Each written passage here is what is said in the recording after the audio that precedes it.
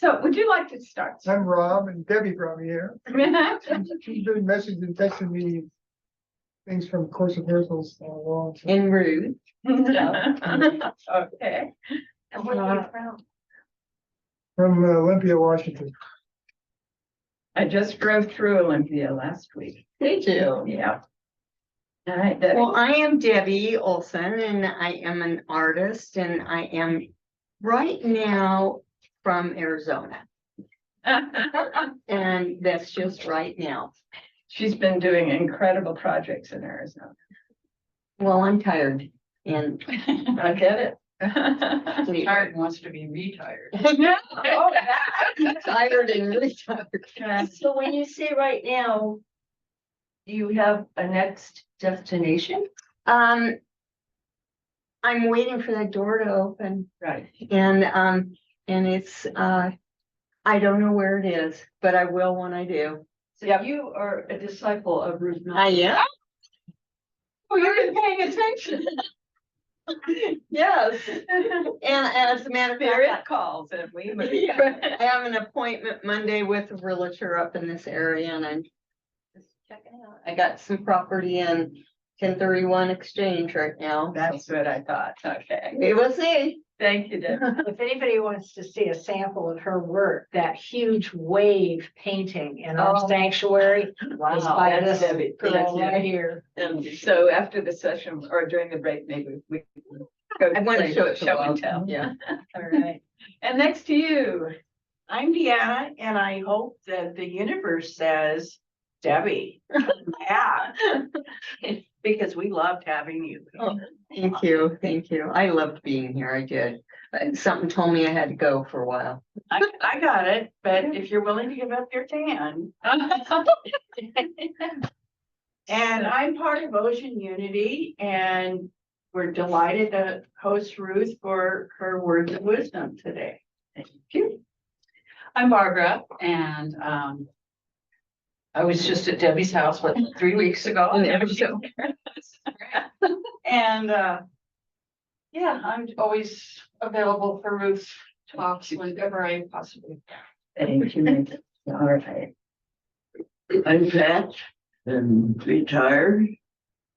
And right now I'm living with Deanna because I inadvertently built a fire in my house. So Pat is the reason I work on the coast.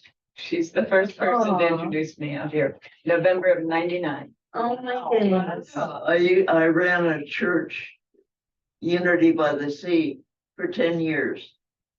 And she's one of the ones that came. Is that the one that was up in It's Glen me. Eden? Oh, and it's a restaurant now. And it's for sale again. Yeah. Beautiful building. They did a really lovely job. I can tell you every detail. I know you could. So you guys talking about that building up on the right when you're leaving? Yes, That was the bookstore, bakery. right. Yeah. Before that, Cool spot. yeah, before that, it was Unity by the Sea, and this woman Wow. kept it going for 10 years. Oh my Toward the end of which I managed to come in and keep it going for a few more years. Wow. And then a new board came in and said, no, we don't like what you guys have been doing. Yeah. And so they sold the building and turned it into a Turned restaurant. it into all that. Wow. What a great spot that is, so. It's over by that wizard. Yeah, Yeah. It's Crystal the Wizard. last one before the Crystal Yeah. Wizard. We stopped at the Crystal Yeah. Wizard. Couple days ago. Well, we didn't even know where that is. New owner. so. Yeah, oh, she was trying to sell that for 15 years. She got it sold, and there's Good. really nice young women running it. It's kind of a co-op. Yeah, good. Yeah. Excellent. All right, my dear. I'm Linda. I live here in Waldport and I am part of Ocean Unity. Thank you. And how about over here? I'm Bruce. I'm an acupuncturist in Yahat, living here, and I've heard about Ruth from the Listis typing, K. Foster, and then Chuckle, All right. and many times, many times. So I know I wanted to hear some of the things that you talk about. So here I am. All right, thank you. I'm DK. And I had the great fortune to study with Ruth for, I think it was either a 9-week course that turned into 12 or a 12-week course that turned into 18. Yes, I think it was around 12. It we was talked so much. But it was a pleasure, So, and we found Bruce through Callista when you did your future talk, which was so inspirational. Oops. That was a fun event. Yeah, And we're going to build on some of that same material and keep going. that's what Thank I'm you. hearing. I'm Jocko, I'm her other half, and I live in Yachats, and I'm an acute. Astute, no, acute. Observer of world affairs and the environment and tend to lean towards the pessimistic, but I really enjoy Ruth's optimistic view. He's the most optimistic. Come on. Pessimistic. He's an note. optimistic skeptic. Yeah, There you go. All right, thank you. That'll do. Total optimist. It's above that. I'm Susan and I'm part of Ocean Unity. And I live in Yachats, and this is a topic that I'm interested in. I like Ruth's presentations. Thank you. My name's Butch, nickname, of course, but I'm a member Ocean Unity also, and this presentation sounded very interesting, so I'm here to. Hopefully, it doesn't scare the heck out of me. No, I guarantee. Right. Thanks, Butch. All right, and online we have Carol Cardone. That's my friend. Hi, Carol.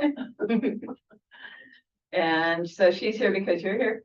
Yeah, she was gonna drive, but she said she didn't want to, because we came last week thinking it was last. Oh, And she drove all the way home. And then we got in the parking lot, and went, there's not any cars. Oh, And then I looked at the actual date, I went, oh. So I took her to lunch. okay, well, that was a nice thing. Yeah. Okay. I am, and thank you, everyone. I'm interested. Barbara's been telling me about you, Ruth, for several years, and I'm interested in hearing what you have to say today. Well, thank you. I hope that you will gain something very useful. Good, I do too. Very good. And below you on my screen, it's Eileen, and most folks here know Eileen. Eileen Lighthawk. Hi, Eileen. Wherever you are. I'm There's here. her. I'm multitasking. We'll let you do that. And we have more people coming in. That's marvelous. Hey, it's Joan and Laura. How lovely. So you can sit just right there, Joan. There's a spot right there between Susan and Butch. And Laura, there's a spot right next to Butch. I'm afraid I cannot. Some Okay. responsibilities I have to tend to. Very good. I can get her home. You can get her home, Joe. Thank you, my dear. Kirk is asleep, or he's trying to sleep now. He's been up all morning. sit on this for the. Okay, there you go. Okay, lovely. Thank you. He's gonna be back to the house. It's not. You are gonna hide over there. Excellent. Thank you. Thank you so much. And I'll see you tomorrow. Yeah. Okay. Bye bye. What a nice welcome I got. So we're doing, just introductions, first name and what brought you here. And Eileen was just starting to talk when you walked in the door. So maybe she can come back anyway. She said she was multitasking. There she is. Well, I'm just here to say hi, and I want to hear what Ruth has to say, and love to you all. And I'm going off the microphone now. Perfect. Thank you, ma'am. Feel free to come back on if you have questions, all of you. Jim. Thank you. Jim Griffin, you've been on since, wow, you've been on almost half an hour already. And is he going to talk to us? Maybe you fell asleep waiting. Or he's on mute. He's trying to figure out how to. No. So he did put it on record, so he may be multitasking. Right. And then there's someone named Joe. I don't know which Joe this is. Would you like to introduce yourself, sir? All right. Well, enjoy the show. All right, so I'm gonna change the format here. I'm gonna minimize you. So if you're online and you want to talk, you'll have to say something because I can't see you. All right. So, okay. So what world we're creating is in part a function of what's been unfolding. And one of the things that we have learned is that what we have been being told is not what is actually happening, right? The media has a very specific focus, and it really has very little to do with what's happening. So they are focusing on what's, something that will excite your adrenaline. That's their job. If they can excite you, whatever, however it works, whether it's excitement, very, oh, wow, this is amazing, or, oh, this is awful. Both of them work, right? So we're going to go around the edges of the mainstream media focused culture and see what's happening in the world. And the first thing we're going to find out is we are much better off than we've been told.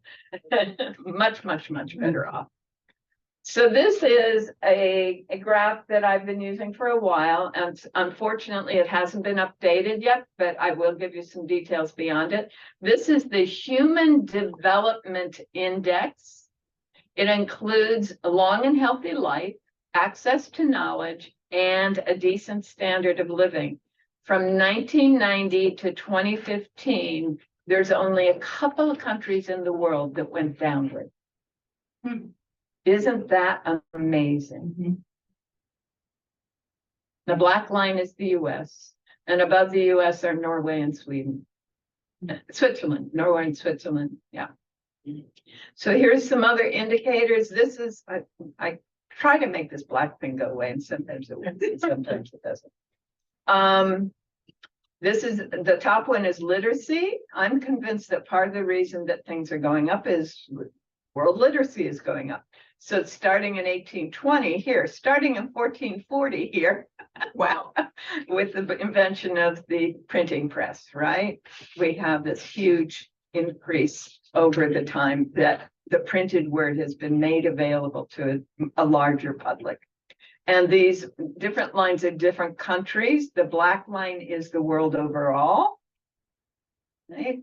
And there are parts of countries, for example, in India, Kerala, the literacy rate, the poverty rate is very low. There are lots and lots of people in poverty, but they have the highest literacy rate in the country.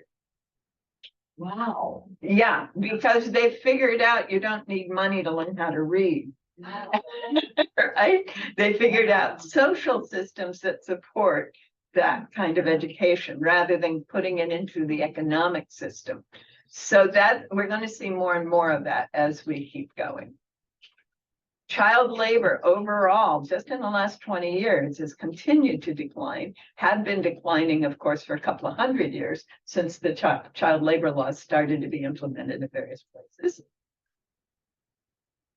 Oh, and I'm making a point. And whenever you see a vertical line like that, usually it's blue. That's close to today. Oh, okay. And then infant mortality. Okay, this is per 1,000 live births, children under 5 passing on. And again, way down worldwide. And the US, I had it highlighted here at one point, is in the middle of this list. It's not the highest. Japan is the one with the least infant children. Really? Yeah, we're quite a ways down.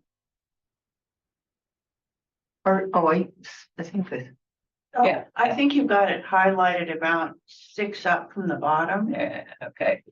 Yep, there we go. The United States, right there.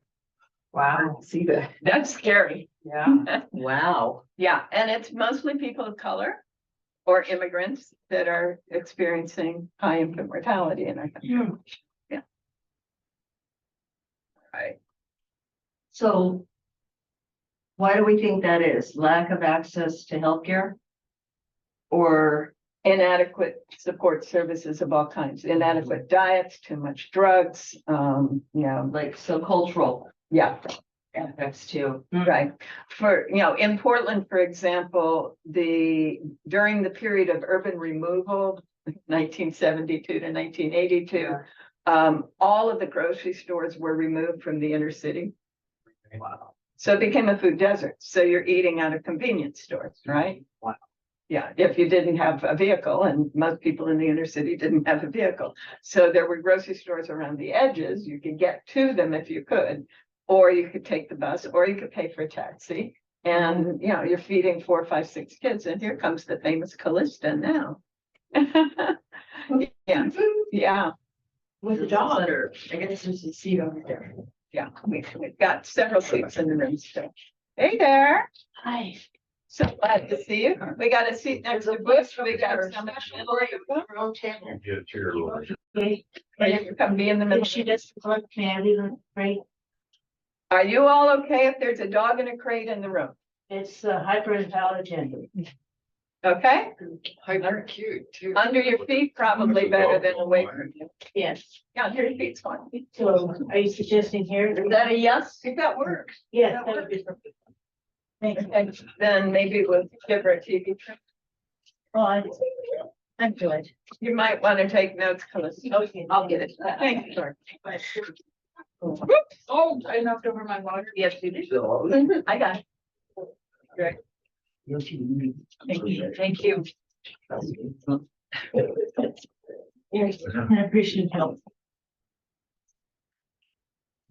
Thank you. Callista is either in love or she's a sucker for punishment. Yes. Both. She has taken on a new puppy. Which makes it 3 flower children dogs. All right, so, yes, in the inner city, we have issues all over, and in the barrios, and in what we used to call the ghettos. And this is why the US child infant mortality rate is high. What made Australia such an anomaly in so many places? Partly it's relatively low population and a lot of resources. Oh, okay. Okay, it's kind of like Wyoming in terms of population. So a lot of, wonderful resources and very few people in congestion. And, Excellent healthcare. and yes, they have excellent healthcare. Also, frankly, they had immigration limits much longer than the US did. Ours changed in 73, and all our statistics changed after that. After we started allowing more people from more countries to come into this country. And it's part of what the people who are saying, make America great again, don't know, is that prior to 73, only about 20% of the people in the world were allowed to come to this country. And yeah, the immigration laws were shifted in 73. And so that meant that people from the Middle East, people from India, people from China, China had always been borderline, people from Africa, people from South America that had not been allowed before 73. Yeah. Why do you think that they changed the laws then? Because partly we were losing our labor force, our birth rate was going down, and we needed more immigrants. And we're all experiencing that since the immigrants got scared under Trump. They're not applying for jobs, so nobody has the labor that they need, that people who, grew up in entitled households aren't willing to do. Yeah. So, yeah. And those are the people that are having the higher infant mortality rate in our country right now. So, wars, is the Gulf War. This is, sending a whole bunch of people out and all the rest of these, but notice how basically low it is compared. This is violent deaths. This is the actual deaths in wars. We've had, of course, a big jump since Russia invaded the Ukraine. This was World War II. This was World War I.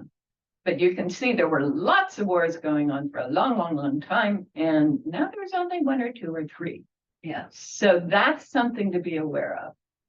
And these different colors are about people between countries or people in the country or people who are not representing a nation, but they're terrorizing a country. That's what the different colors are. So you can see terrorism went up in 2001 and so compared to say 1918, 100 years ago, there are many fewer wars happening in the world today. Compared to any time since World War II, the amount of people dying is a lot smaller. So something to be aware of. Violent deaths, it's been going down, and it's been going down. In the US, in Western Europe, even with the apparent issues around these guns, and people going crazy with their guns, the actual numbers are going way down all over. They don't want you to know that though. No, because then your adrenaline wouldn't be pumping, right? And you wouldn't want to be buying things to make you safe, right? So, we got more people having other ways to, behave and feeling more secure in the world. This is one of my favorites. This is the share of population living in extreme poverty. And extreme poverty is, I don't know where my next meal is coming from. I don't have adequate clothes. I don't have adequate shelter. That's extreme, all right? And this is the share by percent, and this is the actual number in the world. We're hovering, so with an 8 billion people population, all this time the population's been growing, but the number is going to go down. Wow. Yeah, that is very exciting. I agree. So the world economy is doing better in that way than it has before. How it's doing better is, all kinds of things, some of them nice and some of them not so nice, but yeah. All right, so this is or more indications of poverty. And so this is the poverty line in 2022 for a family of 4 was $27,750. It was $18,000 for an individual. In Lincoln County, I just checked the numbers, and you can get assistance for a household income for one person of up to $33,000. Yeah, because they're giving money to 138% of the poverty line. Yeah, which is fascinating because we used to only give it to 110%. So, yeah, so this is, again, all the indicators are decrease in all these measures of poverty around the world. So that's part of why you're not seeing quite so many ads for starving children. This is again. I'm sorry, Ruth, say that again. That's part of why we're not seeing so many ads with starving children. Oh, Because there's a lot less of it happening. Yeah. And it is, of course, happening because there are lots of places that through colonialism or through the post-colonial destruction of what was put in place are not able to have the infrastructure for everyone to be fed. Okay. Right? But still, that's actually on the decrease too. So we're across the world, we're doing much, much, much better than we were when we were growing up. And we're told too. And definitely when you're told, right? So these lines are how much people are spending of their income on food. This is 1960 back here. Wow. Yeah, we spent a lot more of our income on food in the 60s, and we're complaining. Yeah, there was a reason the women's magazines were all about how to stretch your food dollar, right? Because it was a big share of our income. And then, partly because of government subsidies and partly because of industrial food production, the costs of food have gone down. This last little glitch is COVID. Yeah. Oh, wow. Yeah. And then at this point, is when the minimum wage laws started to go up. So now we have almost doubled the pay going to the person who's picking, the person who's transporting, the person who's packaging, the person who's delivering, the person who's shelving, the person who's cashiering. And we're surprised the cost of food is going up. Funny thing about that. And it looks like your data stops at 2012. No, 22. Am I reading that That's wrong? 22. Yeah, that's Okay. the COVID line there. So, yeah, there's nothing, there's the beginning of 2023 is there. I got So it. it started Thank to you. look back up, yeah. And that was when the wages were shifted. And my distress was the Federal Reserve said, oh, it's about interest. No, it's about the minimum wage. Can't you see this? Right? It had nothing to do with the interest rates. It had to do with who was getting paid more. And everyone at the lower end of the food processing process and all of the people at the upper end, the CEOs, were getting paid more. So here's an indication of who's spending more on food around the world. We're under the lowest.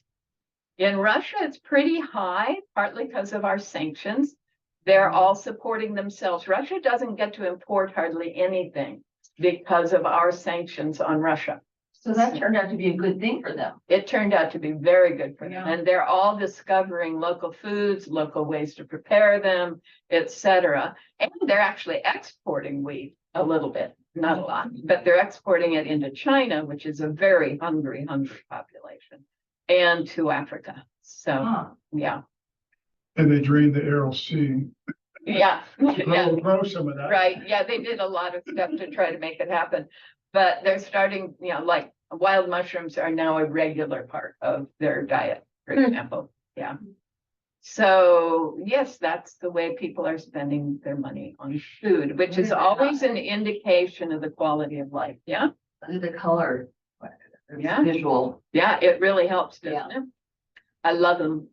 All right, and then to look at it again in a different way, these are imports and exports. You can see how the small circle is how little we import, all right? And the big circle is how much we import. In the Wow. Sudan, they import a lot, all right? And this again is imports and exports, and you kind of see that. China is importing a lot. Wow. And of course, the desert regions import a lot, and the ones that are deserts for 6 months of the year under snow import a lot. So is Palm Springs in there? Well done. Right. Overall, this is how arable land is spread out around the earth. The red stuff, of course, is virtually unarable. You can't do agriculture. You can find food in those places, but it's a hunter-gathering Right. finding food. It's not agriculture where a few people produce a lot of food for a lot of people. So the red areas, and Palm Springs is definitely there. You can see it right there. We irrigated our. Yeah, many of these places do irrigate, but again, not for agriculture. No, yeah, For sustenance right, and golf courses. right. Yeah. Golf course. I knew a guy, he was a retired police chief from Whittier, and he got involved in this investment company, and they were building golf courses along the Colorado River because there's plenty of water. And I'm going, no. Wow, we should be growing food in. Wow. I was going, please don't go there. He did finally learn. So what's interesting to me is, the bright green is generally the most effective food growing places. There's New Zealand hiding out down there.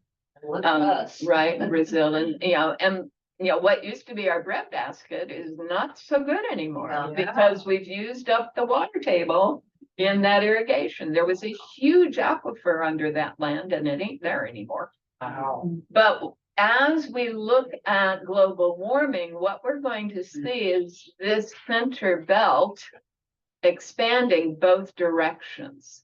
And so imagine this bright green moving northward. Imagine this red moving northward. Imagine, and so what we're going to see more and more of is, well, for example, they're growing grapes in Sweden right now. Really? Mhm. Sweden. Wow. Mhm. Yep, Geez. and we're going to see more of that. And they're growing more tea in England too. Good point. The tea gardens in England are growing, yeah. So what was only grown in the mountainous regions here are now being grown in the hilly regions up here.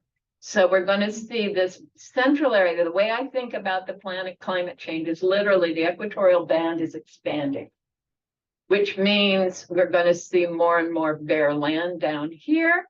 And Iceland has opened a new port for the things that are going around through the Bering Strait, through the Arctic Sea, down here, and now it's a main area for distribution to Europe from China. Wow, Iceland. Yep, Northwest Passage.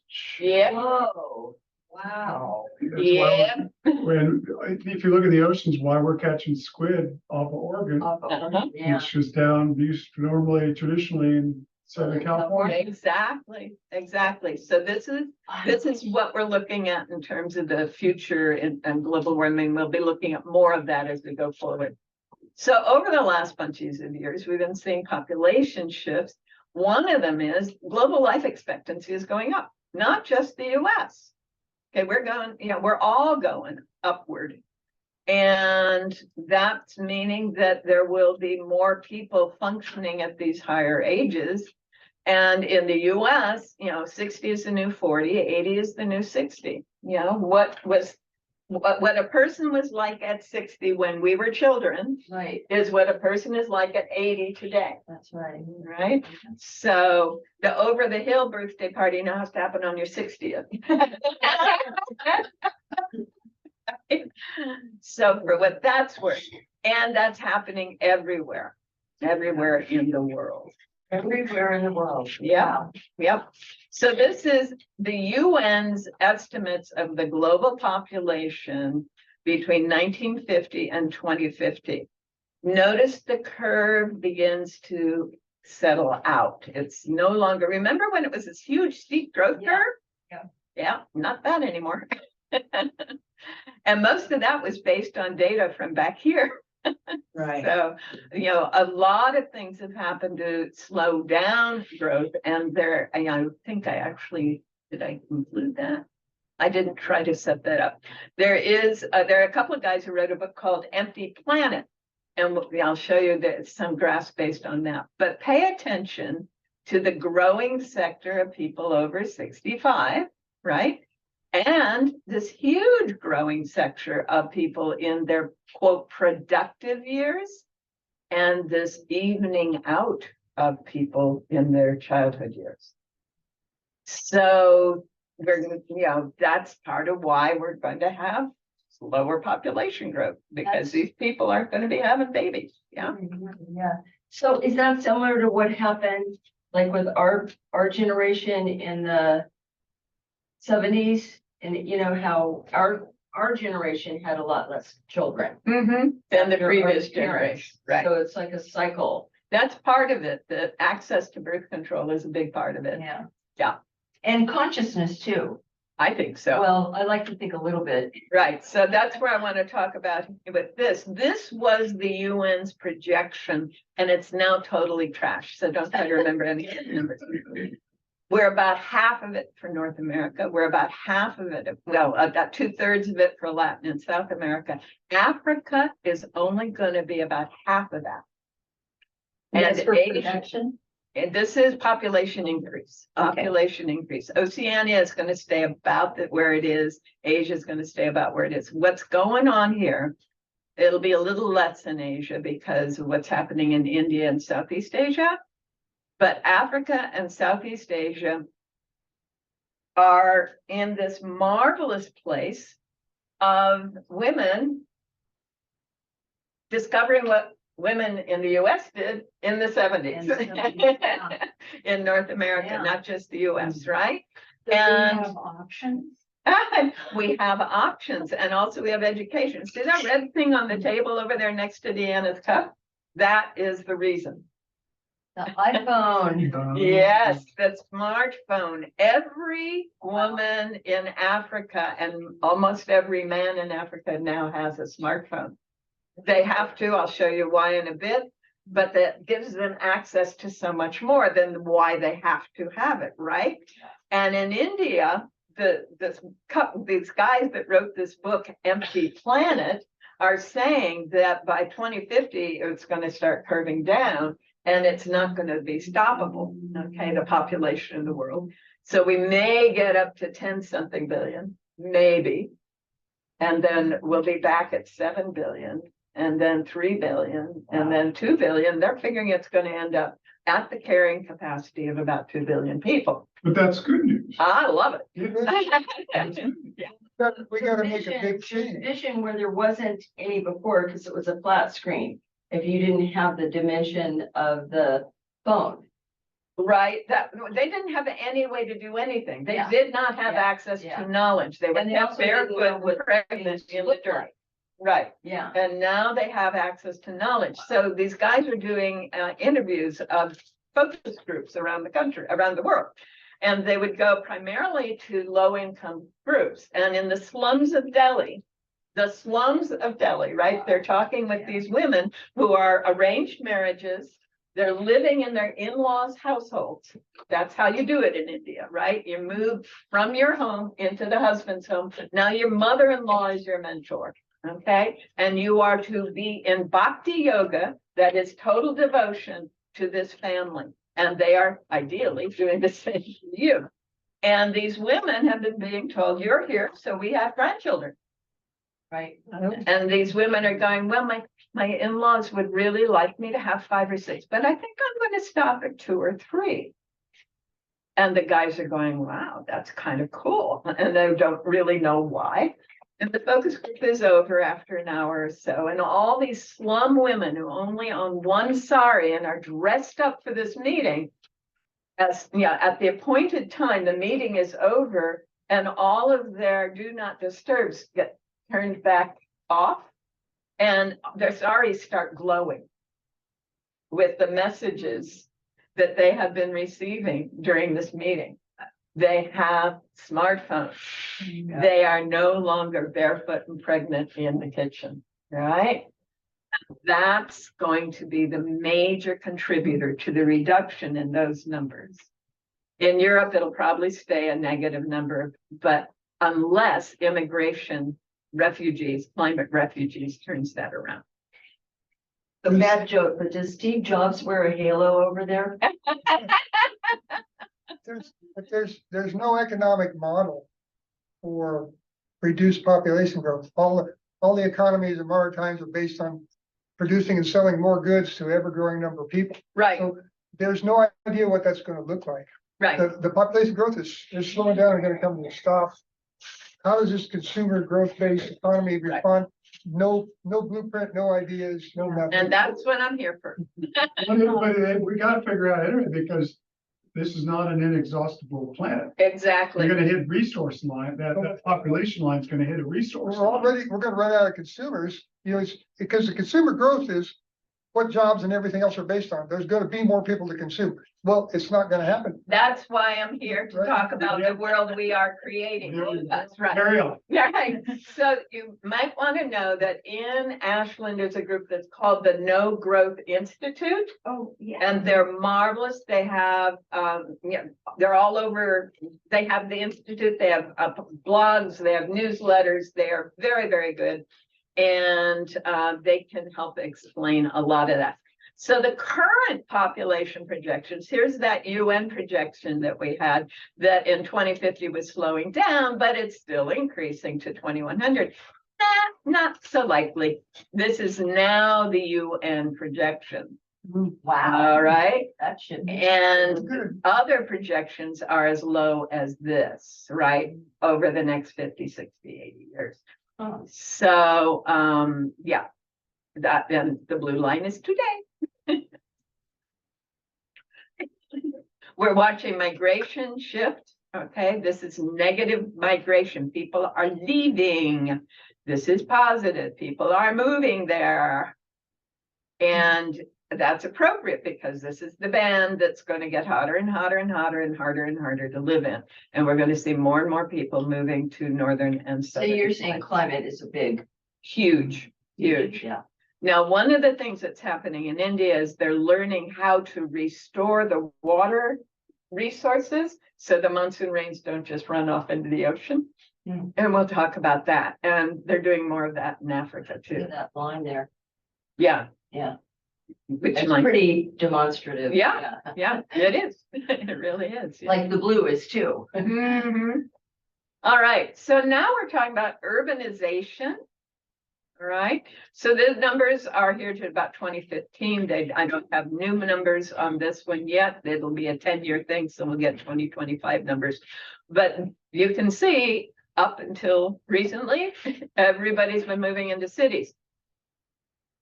This projection is also wrong because with climate change, a lot of those cities are becoming uninhabitable. So we're starting actually to see people leaving cities. They're leaving the larger cities on the coast. They're leaving the larger cities in that band, and they're moving into more small towns and rural areas. So let's get to the climate change. Yes. This is the current numbers from the satellite. This is from 1950 to now. So it's an interesting rainbow, isn't it? Yeah. Yeah. It's elevating. It's an interesting bell curve. Well, this is this is what our monthly temperatures look like, right? Oh, Okay, it's normally But we're cold in going up, January we're and not December. It's seeing- normally hotter in July, but the numbers keep getting higher and higher, beyond anything anyone else has done. In the past, you'd see some ups and downs, yes. but now we're not seeing so many ups and downs into the lower temperature ranges. So Huh. we will see an increase in climate refugees, people who cannot live where they have been living, and they will move to the north and south. That's just part of what we've got going here. Now, the question is, this is October of 2023, by the way. The question is, can we turn this around? Can we find other ways to make it work? And hopefully we can. Is again another way to look at the mean temperatures. This is the 8 years, the past 8 years. This is 1860. And so these are all different organizations measuring the temperatures. Most of them are colleges and universities. A couple of them are government agencies. So they're taking the average temperature at that point in history. And you can see as we get further along, we get more and more agencies involved. But yeah, it's pretty high right now. What was happening in 1880 that All right, I think this is fascinating. This era here is pre-steam engine, right? My great-grandmother sailed around the world prior to 1880. And in 1950, she flew around the world in an airplane. My grandmother sailed to India in a steamship right here. Cool. Right. The burning of coal, the burning of wood, the burning of oil as they began to, and whale oil and gas oil. That's what's doing this. Everything prior to that was purely whatever the world was doing. That time. Yeah, volcanoes and what other stuff. Wow. Yeah. Now, one of the things that's happening, I don't know if you're aware of the fracking caused earthquakes all over, is opening up some magma faults. So I don't know where that's going to go. Wow. Yep. This is the $1 billion storms in the US. The 80s and the 90s and the early aughts and 2022. Weather in general, Ruth, or like hurricanes, tornadoes? A or storm all of that the above? cost $1 billion. Okay. A storm. Wow. One storm cost Wow. $1 billion.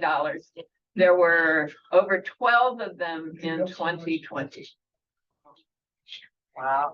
Be it flooding or wind or. Yeah. All of the costs What is from it, the yeah. storm of, so, yeah. And that, so, yes, And that has to do also with where people choose to live. some of it is, there's more damage if you got more population in a Those of hurricane us belt. that want to live on the ocean, for whatever reason. Hurricane. That's part of it in the hurricane region. The other part of it is the expense of building in anywhere now has gone way up. Yeah. So that's part of what's going on there too.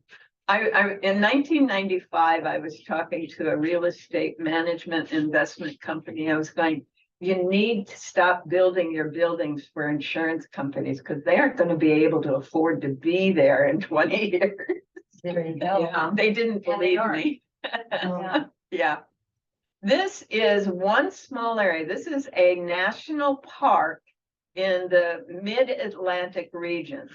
Okay, and this is them tracking temperatures from 18 something to 20 something and precipitation. So this is their temperature ranges and this is their precipitation ranges. So not only are we getting more expensive storms, we're getting more storms. Wow. Yeah, so at least in that part of the country.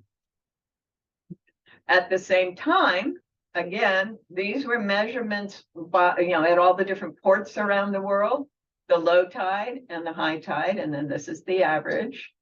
And then they introduced satellite monitoring of the height of the sea back in the 1993. So you can see that the tides are going higher and higher. And here in Waldport, I got here in 99, started coming down here and almost never saw water on the seawall. But now every high tide is at the seawall. Onto the road. And Yeah. in stormy weather, it's on the Yeah. road. Yeah. So we can see it right here. Wow. Yeah. So I'm intrigued that the satellite doesn't get exactly the measurements that the people who are measuring it at the docks are getting. But I think that's just a function of the computer. I think someone wrote the program wrong. Or being too general. Okay. This is what's happening now as rising sea levels are happening. The red zones are areas that are getting flooded by seawater every, at least once in a year right now. Wow. Yeah. And this is what'll happen if all of the ice on the planet is melted. Okay. That's probably not going to happen. Where's Florida? Yeah. It's underwater. Yeah. Yeah. If all the glaciers, all the icebergs, all of those things melt, this is what we got, including that little island of hills right in the middle. It isn't even going to be an island, right? And, most of that built up area in Mexico that was, built for tourists, and New Orleans is underwater. Notice that the Gulf goes all the way up into Arkansas, right? Yeah. Yeah. Yeah, and we see a little bit on the coast. You can see here, I'm gonna go one more level. I took that area. Hey, Ruth, Yeah, can you turn these lights down? the front ones is the first one, or the back ones is the back one. You guys tell me if you're miserable. No, it's better. Thank you. Thank you, thank you. Okay. Thank you. Wonderful, thank you, DK. You're welcome. So, so I blew up this section of the map here. So San Francisco, the bay floods into the whole Sacramento Valley. Wow, the Delta. Gone. Yeah. It continues, it goes down to Salinas, it goes up to Point Reyes. So that's the San Francisco This is the area. estimate. This is Half Moon Bay. This is if all of the ice on the planet melts. Okay. Look at the Okay. Willamette Valley. This is cool to me, yeah. So the Wow. Columbia flows back into the Willamette. So we have a salt lake in the Willamette, right? And the Puget Sound, the sound expands. Mount Rainier becomes the edge of the sound. Right. So, yeah, the light line is what is currently land. Yeah. right? And all the Pacific Islands are underwater. And yeah, in that one, right? Yeah. Yeah, we can't really tell with this map, but yes, if these are underwater, you know they are. And some of them already are, Very close. right? And that's why, you know, you can see here. If Yeah. yeah, at least some point of the year, they are underwater. So we're probably not going to see all of the ice melt, but we might. We may have some glaciers on some mountains, but right now, all the indications are that the Arctic is melting and the Antarctic is melting and the icebergs are breaking off and they are melting. So some significant part of this, New York's underwater, Boston's underwater, Philadelphia's underwater, DC's No more underwater. Florida. And no more, yeah, yeah. What are we talking in years there? Like, how many years? We don't know, you know, for the last 10 years, I've been being very frustrated because they've been offering these estimates that are clearly wrong. Yeah. They've been pushing it out there as if it's sometime in the future. It's happening. When it's happening right now, right? So you know, if this were going to happen by 2050, this will be the same. Okay, if it's not going to happen, then it's not going to happen, right? But we can pretty much accept that 70 to 80% of the ice on the planet today will not be on the planet. So figure 70 to 80% of this will happen. The glaciers. I saw a map in the 70s that somebody had. Well, yeah, that was actually from someone's nightmares. Was it really? Yeah, it was a prophet. And he was seeing this area from New Orleans all the way. The whole Mississippi. Yeah, the whole Mississippi. Yeah. So I was doing classes at that time. People would call me up and say, tell me, is this real? Is this real? Right. And there were two things. There were two big things. One was that the continent was going to be broken up and it was all going to be water there. And the other was that the San Andreas fault would, you know, cause this huge disruption in the world, right? Yeah, The Earth changes, yeah. right? So As in it did once before. right. In 1991, 93, 94, the Mississippi Valley flooded all the way to the Missouri. And if you had taken a photograph, it would have looked like that guy's map. Wow. And he said 93. Oh. It was only 10 inches deep, Yeah. Right, but But- it connected. but it was what flooded the whole way. Wow. Right. And I So saw the that. indication was there. Right. Yeah. Yeah, but he heard in his mind, this was this catastrophic, the whole world is changing, Yeah. rather than it's a big flood, right? Yeah. The ebb and flow. Right. And those people got smart. They stopped building on that floodplain. Wow. And, you know, so when I was driving back and forth across country, 2012, 2013, 2014, this is when I was learning how they were reacting to those floods, right? So yeah, all the way up to the Missouri, it was backing up into the Missouri. So it looked like that picture. That's The- crazy. Yeah, the other thing is this thing about the San Andreas Fault. I have lived along the San Andreas Fault most of my life, except for my time in Oregon. So it's basically a straight line right there, right? And in 70, 72, I was living at the southern end. In 73 to 76, I was living in the Bay Area. And again, in the 80s, I was living in the Bay Area. And well, some interesting things happened on the San Andreas Fault. There were two businesses happening in garages right on the fault. And one of them was called Apple and the other one was called Hewlett Packard. They have completely changed the world. Yeah. It was an earth-changing event on the San Andreas Fault. Literally. Living on the fault line, we call it. So a lot of the prophecy is going to come in the form of symbols. And we interpret the symbols how we will, right? And I was able to say that in the late 80s, early 90s. Actually, it was 93 that was the last group that was going, ah! And they got it. You know, and, you know, I was a futurist on the San Andreas Fault in the 70s. And nobody predicted the personal computer. It was in two pieces of science fiction written in the 40s, and that's it. Isn't that amazing? That is. Yeah. Yeah. So yeah, earth-changing events right there on the San Andreas. I never thought about it because we lived on the fault our whole life in Point Reyes. Mhm. And That I never nice thought straight of it line right that through way there. psychically. Yeah.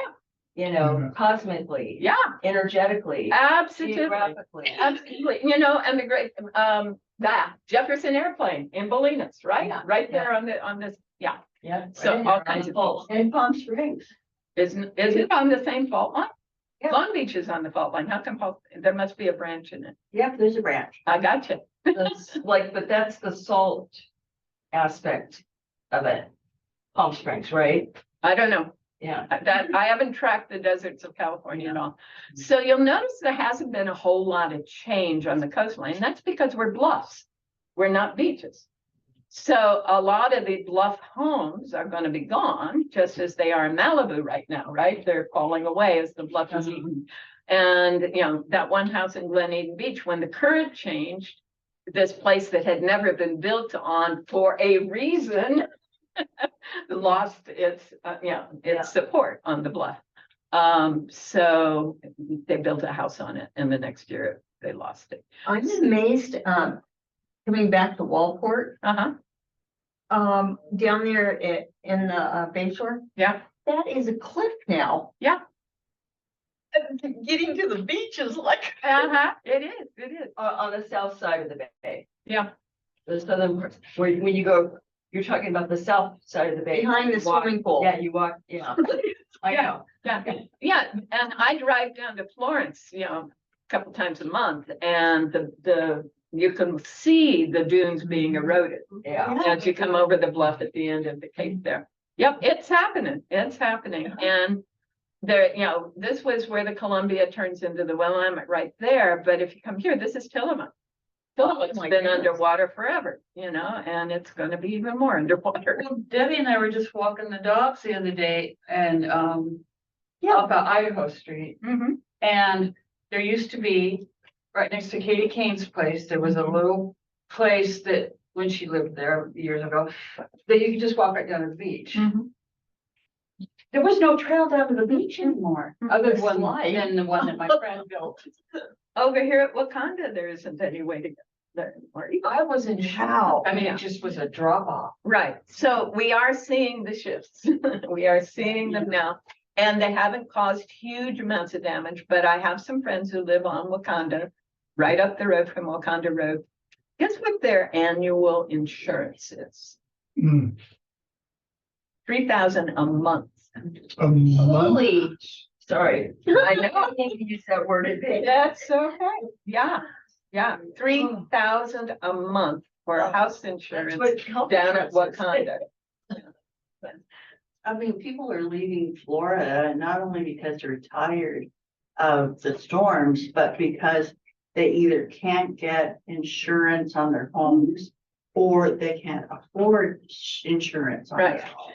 And keep in mind that insurance companies are the biggest players on Wall Street. yeah, I was gonna Insurance companies and Like the pension stock plans, market. they're the ones who make the stock market do what it does. So as they shift and change, then what's happening on the stock market shifts and change. So that's all tied together. It can't be separated. We'd love to be able to separate it all out, but it's all tied together. Okay, so we talked about soil before. This is water now. Where is their water? This is interesting. The good soil for growing things in Australia has a scarcity of water. So there's a lot of work being done there. Same thing in India. The best soil is where there's less water. So they're starting to work with water issues. You can see part of why China has to import so much food. We know about what's going on in here. And this actually overlaps with part of Russia in here having water issues. So this thing, the green economic water scarcity, the resources are abundant relative to use. Most of Africa. wow. And there's a lot of reasons for it, but the best I've been able to find is the infrastructure that was built up by the colonial powers was allowed to deteriorate by the dictators that followed, by the money grabbers. And so there is no process for the water that is actually there to be used by the people. They have to walk and whatever. So a lot of new companies are forming to address that. We're going to talk about that. Population changes. I used to have a map up here that showed that everyone was moving to the dry areas of the country prior to 2020. That was normal. Everyone was moving to the Sun Belt, right? Yeah. Well, guess what? They're not doing that anymore. No. What they're doing is they're following the low taxes. They're moving to the states with the lowest taxes. Yeah, that is true. Isn't that fascinating? Yeah. Wow. Yeah. So what that tells me is that the media is what's driving what's going on in the world, right, in this country right now. But I have a question. So the states with those lower taxes, how is the infrastructure in those states? Yeah, right. Now, Texas is interesting because it's county by county. They have almost no state infrastructure. And so it really depends, what county are you in, right? I don't know these other states at all. You know, they are what they are, you know. They're not terribly populated. Well, those northern states aren't. Yeah, these Idaho aren't. and- Yeah. I anticipate that the people who are moving there now will be gone within 5 years. They'll relocate somewhere else? Yeah, because they can't handle the weather. Oh, yeah. Well, But with global warming, there won't be quite such intense winters. Yes, Rob? you think about who moves to a state with lower taxes? People with money. As the wealthy are fleeing paying those taxes, so these are people of means, wealthier retirees, stuff, that's who's going.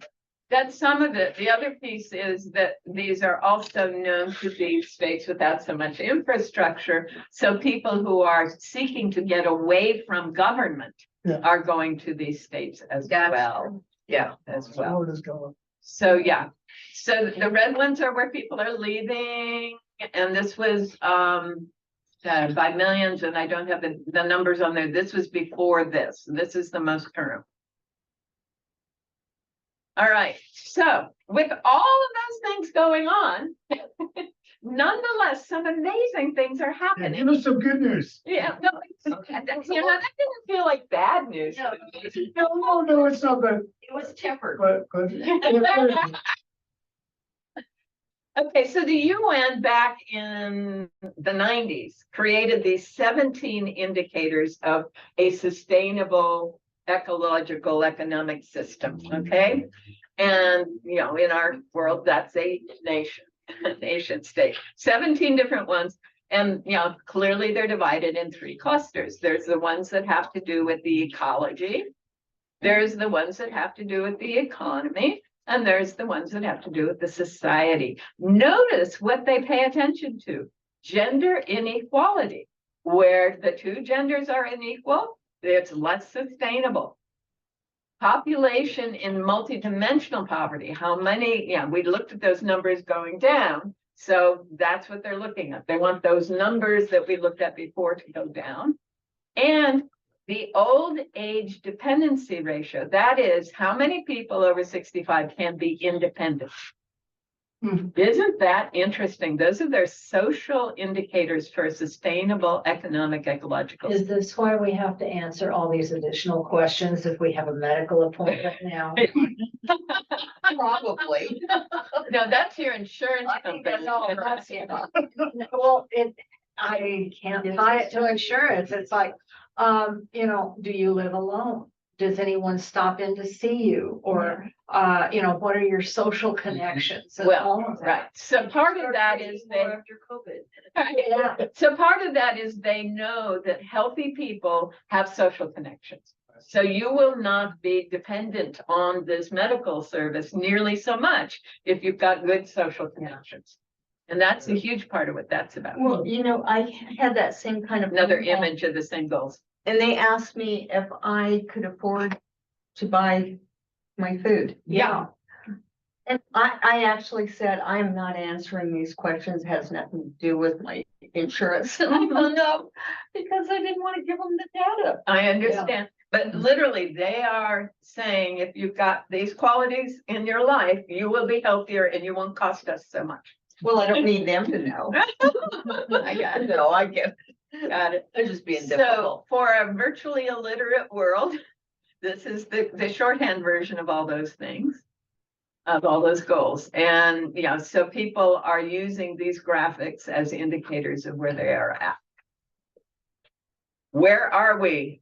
This was 2010, where people were, the different countries were in terms of those 17 goals.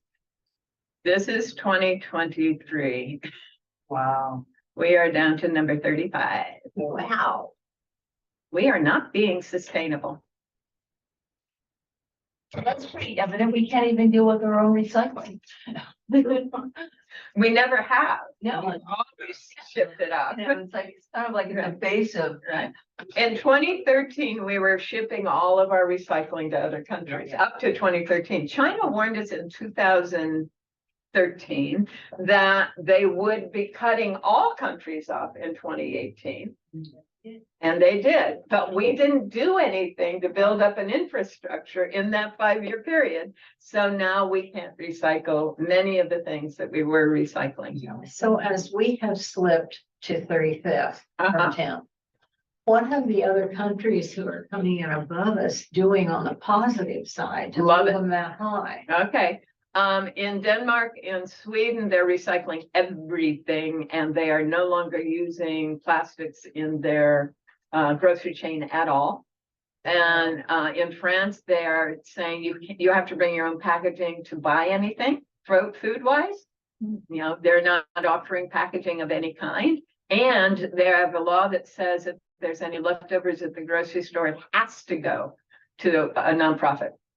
It can't be thrown away. Awesome. Wow. Yeah, yeah, and you can do that by county by county. You can do that.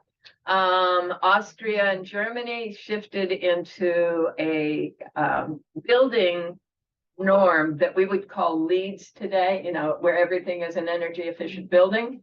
And they have roadways lined with solar collectors. They have glass that is solar collectors on their building. All of that. They have eliminated not nuclear power plants, you know, in those countries. There's someone trying to build one in Germany right now. I don't know where that's going to go. Why did Norway drop? from 1 to Norway, 8? right, had been the leader. One of the things we need to understand is Denmark, Sweden, and Norway are always in our world the first ones to implement something. And Norway had some problems with resources, and so they stopped adding more implementation while these other guys were coming in with more implementation. The Netherlands rebuilt their old-fashioned windmills because they saw global warming, meaning higher seas. So they have all of their train system on their windmills, which are also their pumps to keep the water out of their farmlands. Awesome. Right? So those are some of the things that I've been watching, you know, as they go up. Go along. And, you know, the Korean Republic has completely changed their building codes, and Japan is, you know, they're all doing more and more things than we are. Canada has done much more than we have in all of these areas. So I'm delighted they are moving up. I'm really sad that we're continuing to show up as not being leaders. Then there's this other thing. Those are the governments, nation states, but this is one scan that I just pasted together on Google of non-government organizations focused on sustainability. And it just kept on going and going and going. There are thousands of them now that are not government agencies. One of them is EcoWatch. They see things like this and tell people about them and work with, you know, whatever agencies they can to stop it, reverse it, etc. Another one is this company that I can't read right now. I think it's Synergy. And they're working with people on local materials for local housing structures that meet the local climate norms, so that you are not building something that doesn't belong where you're building it. Right? Yeah, exactly. Okay, high tech, part of what's been going on that is actually contributing, as I said, with the women with their smartphones, is the presence of internet everywhere, right? Except for certain parts of Africa, but they are using cell phone connections, not internet connections. So a cell phone is a necessity in Africa right now, using cell towers rather than trying to be on the internet. And this is why, mobile phones.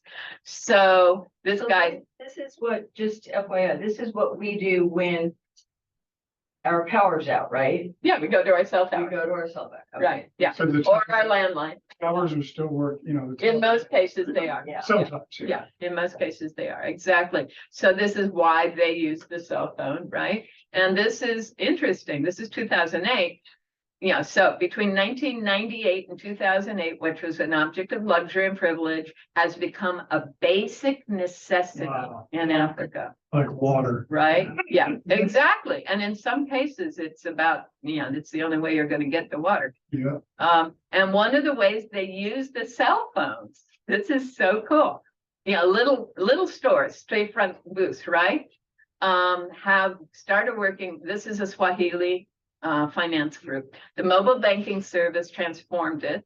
It operates in Kenya, Tanzania. It works in more and more countries now. People make small monetary transactions through text messages, SMS messages, right? Circumventing the need for a formal bank account, Venmo and Zelle and all of that, right? They're just doing it between the phone. Then they take the phone to the company, to one of these booths, and the QR code, they get money.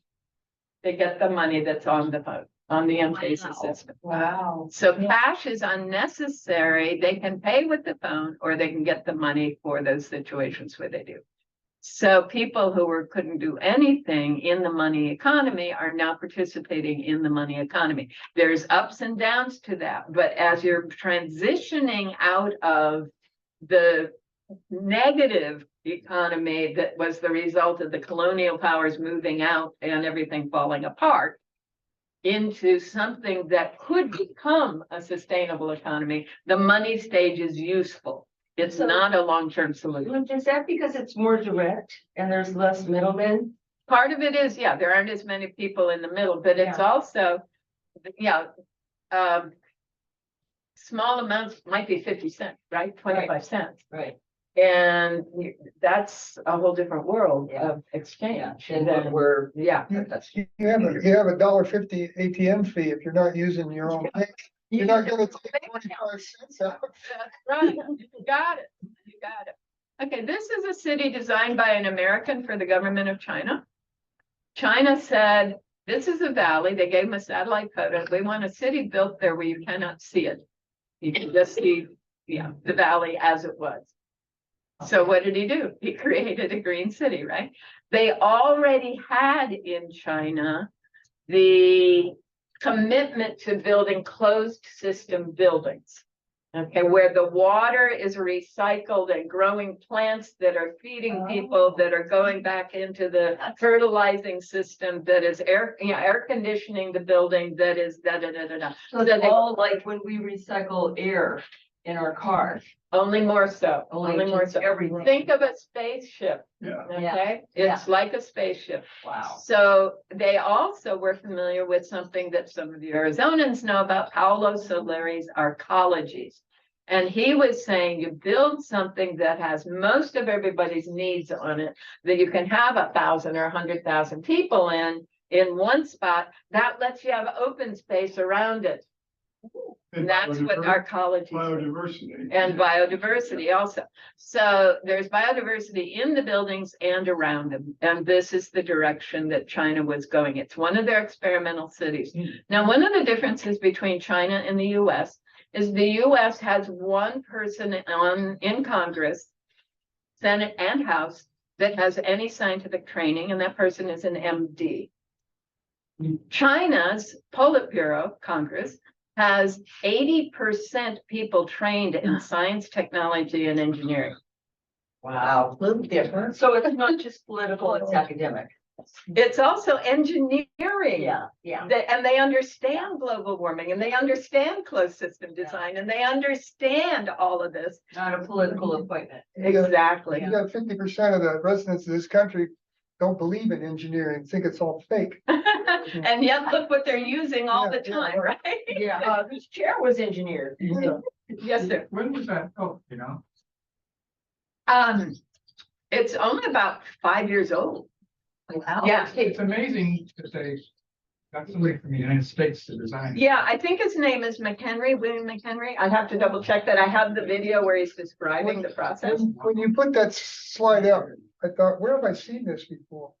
Now, it doesn't have the technology inside. That is how the Weyerhaeuser headquarters built in the sixties. Yes, Auburn is built. I love that building. I love that building, yes. Like this. The Yeah. Americans had the architectural idea. We threw it away. About 50 years. Wow. All right, some of you know where this is. Everything's for sale. Yeah, some of you know where this is, yes? Dubai? Yeah. Okay. All of those buildings are closed system. All of the pedestrian walkways are underneath. Wow. So no one has to be outside in the heat. Wow. And most of the transportation is by this system, and it's all solar powered. Surprise, surprise. Wow. Dubai. It's just a Um, version of Las and the Red Vegas, but Sea. the same like oil. Yeah. So this is another approach. And the guy who is saying he wants to build a smart city in Arizona, this is what he's looking at as his model. He wants to build a city that is, an engineered city designed to make it so humans can be comfortable and the planet can have the least possible impact on it. When we lived in Phoenix, and this was in the early eighties, we wanted to build a house underground. And Yeah. there was one place that we could see and talk to the guy about doing it, where they planted, we were 3 feet underground, and yet it was light and it was the same temperature year round. Yep. Just 36 That's inches New Mexico. down. That's Right. right.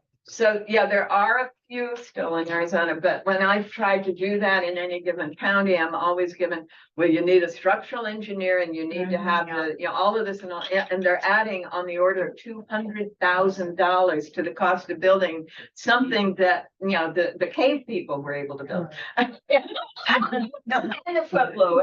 Right. Yeah, and the basket makers of the Pueblo period, that's who we're talking about, yeah. Well, and there's the earthship homes that are.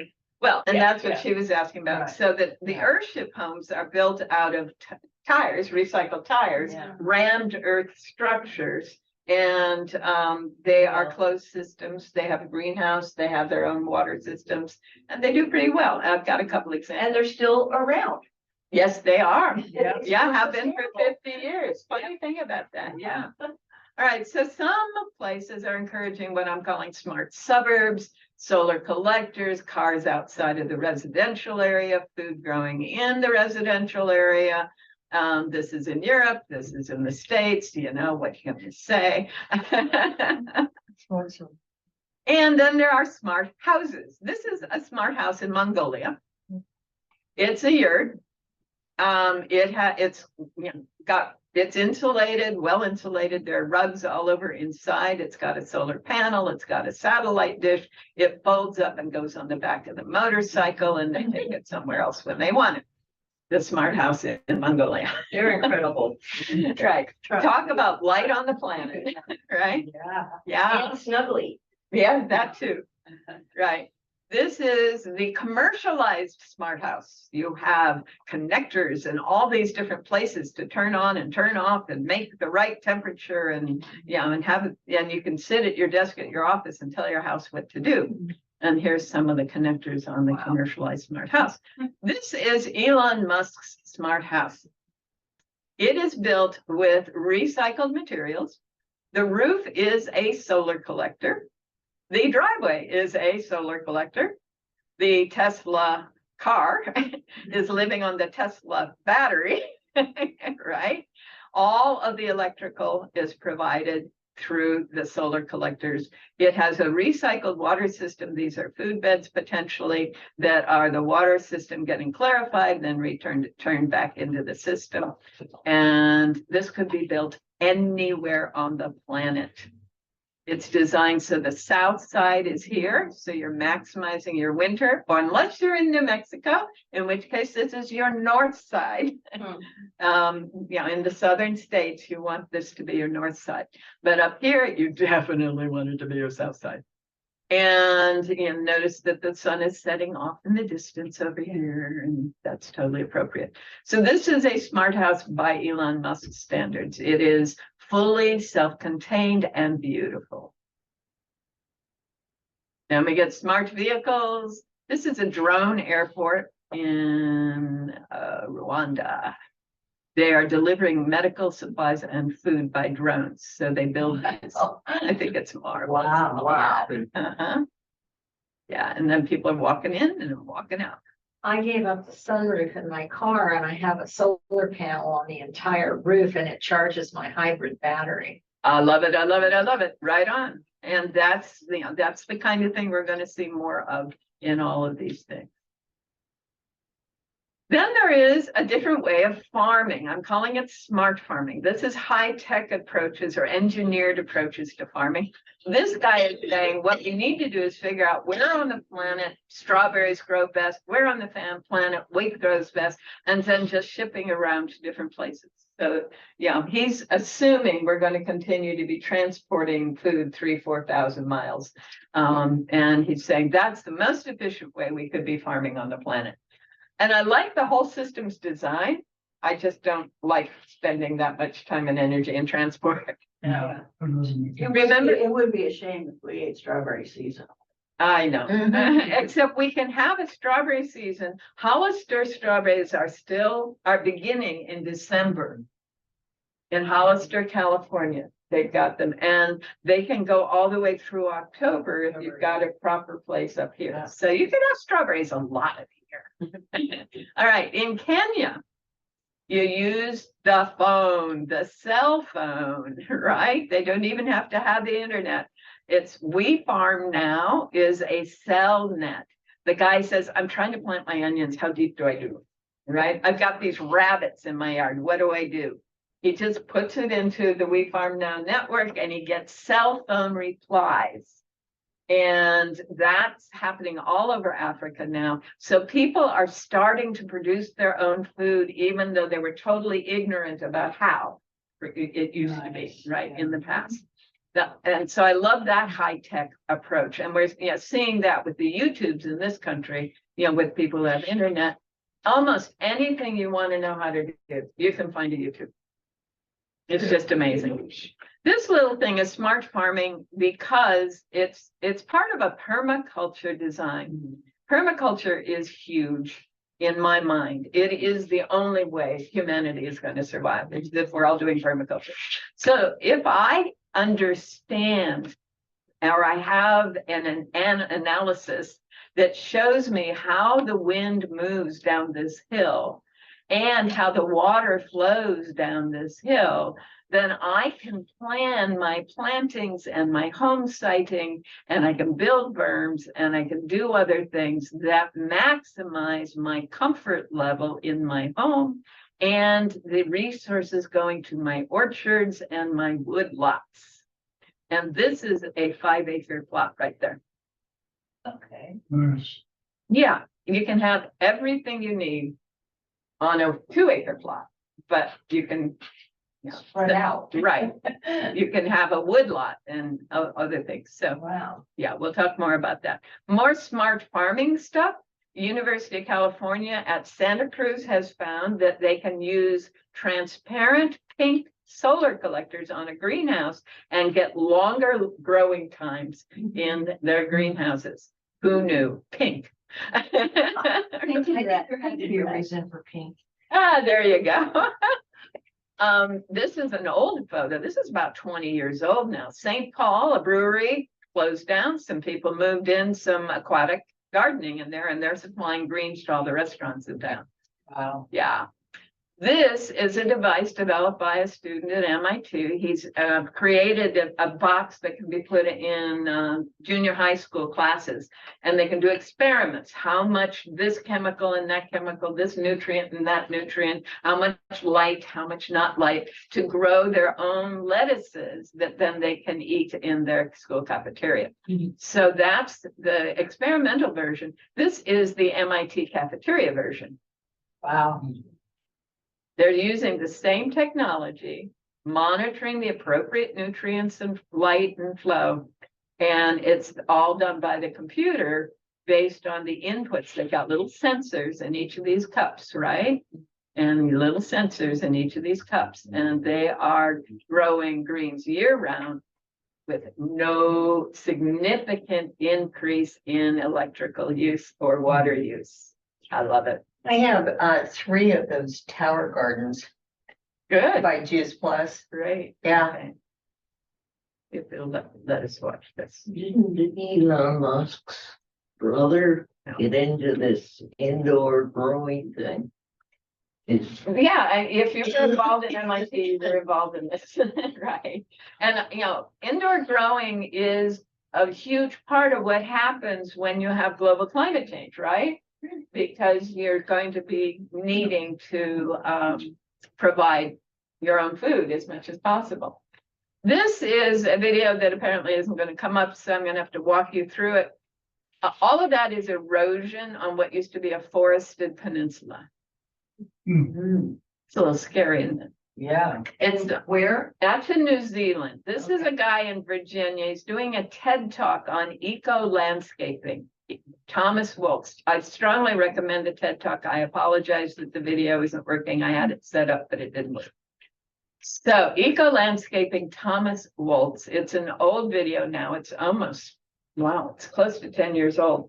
But he talks about coming in with the bioengineering mindset to recreate habitat and recreate the landscape as it was while still producing food sources, crops, okay? So you can just barely see up there, there's a little kind of an inlet down there, and it had turned into, they'd just infilled some marshlands. So one of the things they did is they carved out basically a river with ponds in it in the infilled marshlands there. They planted close to 1 million cabbage palms. If you've been seeing these funny palm trees like that on the stem, I've got 2 at my place. These are called cabbage palms. They're the native New Zealand tree. And so they worked out a deal with the Maori, and the Maori raised the seedlings, and then they worked with the Maori to plant and restore 3,000 acres of eroded land that the sheep had been allowed to destroy, basically. And they were able to create several hundred acres for sheep in the same process that was healthy for everyone. And they restored a citrus orchard, and they used natural processes to protect that, etc.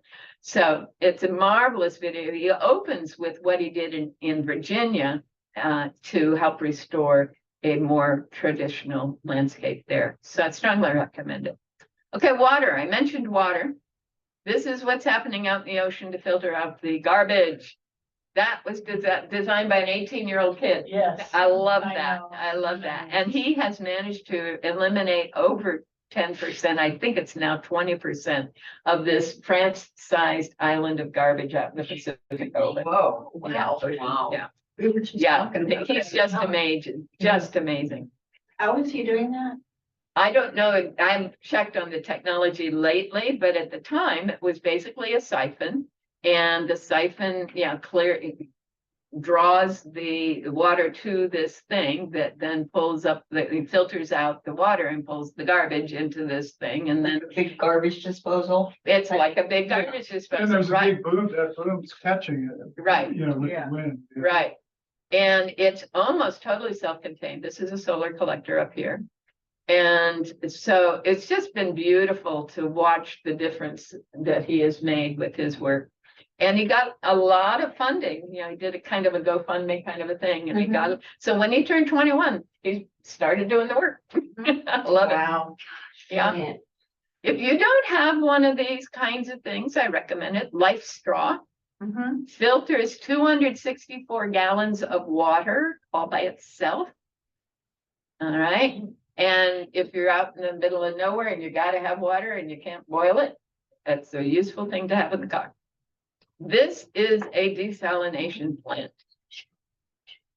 which is part of how we're trying to get fresh water, right? What happens to the salt we're taking out of the salt ocean? They're saving the pure water, but what happens to the salt? Are they dumping it right back in? Are they changing the salinity of the ocean? Well, if they're changing the salinity of the ocean, is that something we want to see? So these large-scale desalination plants are going to be causing great problems as we go forward. This is a large-scale water treatment plant in the UK. And this is one of the things they did to get higher up on the scale. This is all solar powered. And it's huge. It is absolutely huge. And I don't have a way to scale it, but those are like 2 4-lane roads around the edges. Wow. Yeah. So it's always about the refuse. Yeah. In humanity, it's always been. Yeah. If I'm an archaeologist, where I'm going to go? I'm going to the garbage dump because that's what we do. Here's using the Life Straw to be able to have clean water. This is another approach, does the same thing. It just floats. It's got little solar cells in the bottom. And so you can just, lap water like a puppy and notice the difference between the water it's sitting in and the water that's inside it. Wow. Yeah. This is someone else. This is a gal here in the States. She figured out you can do the same thing. You can use the sun to clarify the water. And so this is a system where the water goes in and it comes out clear. That's what we did at the environmental school that Chuck and I were working at, that's what we would teach the kids. Good. Yeah. And this is the same kind of thing, only it's using, basically the sun heats the water, it condenses. So the yucky water condenses up here, and what's condensing isn't yucky. What's condensing is pure. So the top part is pure water and the bottom is yucky water. And this is the kind of filter that they're handing out all over Africa. This is an African home. And it's basically corn flour. But they're using that as a filter. There's charcoal and corn flour. Wow. Yeah. Just put water in it and try to get something. You get cleaner water out of it. So Ruth, that's the side of a building? Yep. And that's a big thing on the side of the building. Well, it's not like this big. It's like 3 feet. Yeah. Yeah.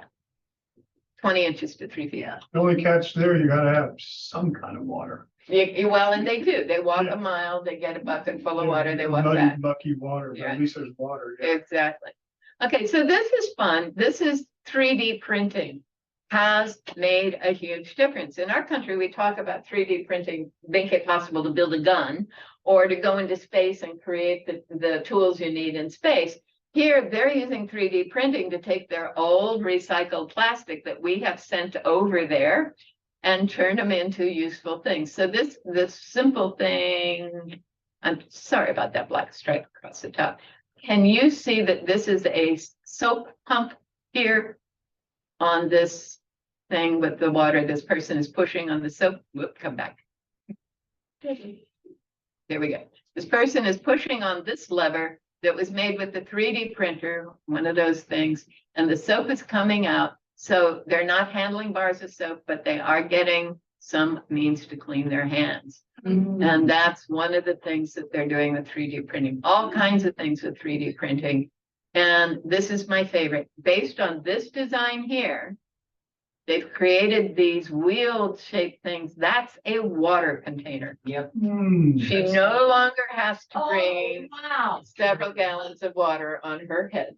Whoa. Isn't that cool? And it's almost like inventing the wheel. You Yeah. wonder like what took so long.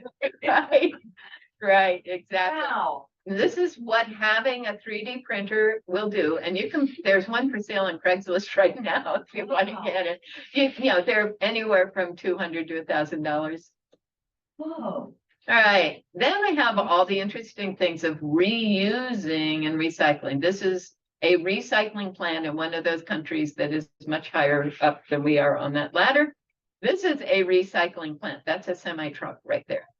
Wow, okay. I think you get the picture. That's a 50-foot long trailer. All right. And then this idea of having access to all of these materials in a new form. So Lego building blocks, anyone? Build your house out of Legos? Yes. And some of these are using hemp and plastic. Some of them are using sawdust and plastic, but it's basically the same technique. A road, built it by a section at a time with all your wires and pipes and everything already in it. It breaks down, you take out the section, you put it back in, no big deal. And this is happening in the Netherlands. Wow. And some of you have seen these mats that are being used for driveways and garage floors and such, using the recycled. Well, they're using them for a lot of other things besides what we do. So this is happening all over the world. You know, these are all the northern climes, and then this kind of thing and this kind of thing are the southern climes. Wind, large scale. This is still all high-tech solutions that we're talking about now. So this is one of my favorite things.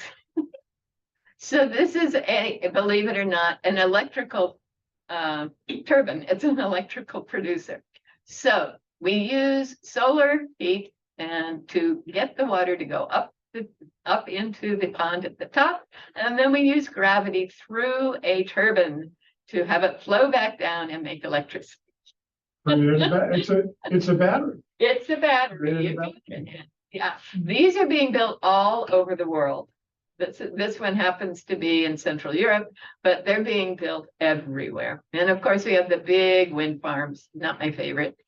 And then this is solar collectors, and this is large scale wind wave energy. Wow. And that's producing, I think that one is a 10 megawatt plant.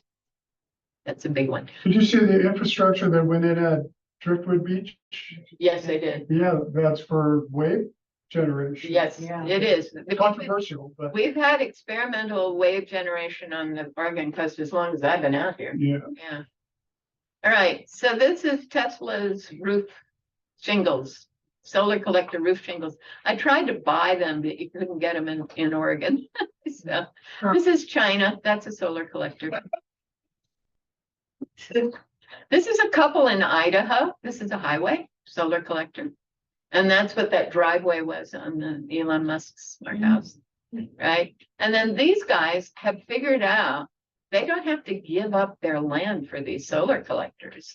They can start build them up high enough so that sheep can graze under them, or low enough so that they're growing strawberries under them. Oh, So wow. yeah, they're starting to realize this is not, you know, an allocation of land. It's one of the things you do with the land. And I'm really glad to see that. Yeah. And so you can do more than one thing. And that is a fundamental principle. Who's it there? That's in China. That's a solar collector in China. That's a large scale, it supplies a whole city with their electricity. So cute.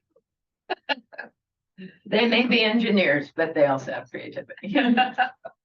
All right, so a bunch of people have done a lot of studies around those 17 goals, and they figured out there are 5 policies that would allow over a 20, 30-year period us to not fall apart completely. Yep. So one is rapid renewable energy growth, okay? So having our emissions from other forms of energy every decade. Another is accelerated sustainable food chains. Okay, that means not farming all over the whole planet. And they want to see at least 1% per year increase. And there are some interesting projects along that line. The third one is new development models. So they're not doing the same thing we did, right? They're developing in better ways. And Ethiopia has been doing marvelous things And South Korea has been doing some marvelous things. The inequality reduction, and now they're talking not just gender inequality, they're talking racial and age inequality as well. So that ultimately 10% richest are earning less than 40% of the money in the system. And that's what it was prior to the 1970s in this country, by the way.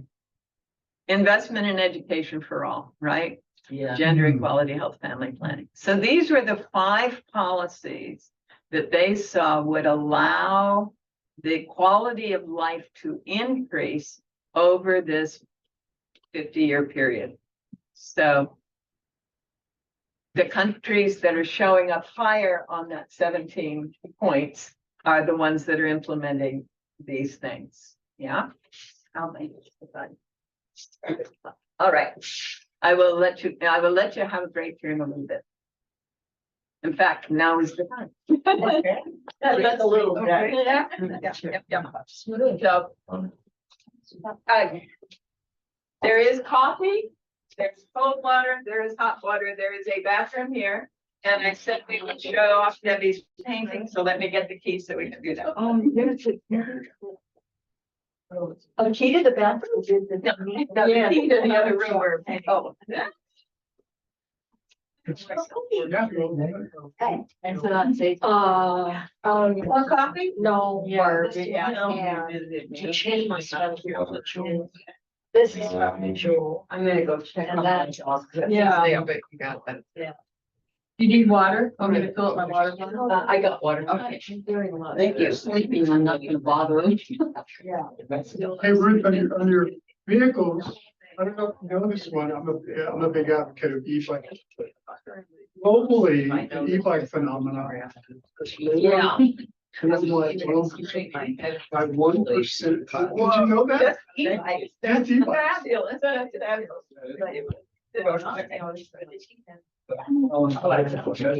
Yeah.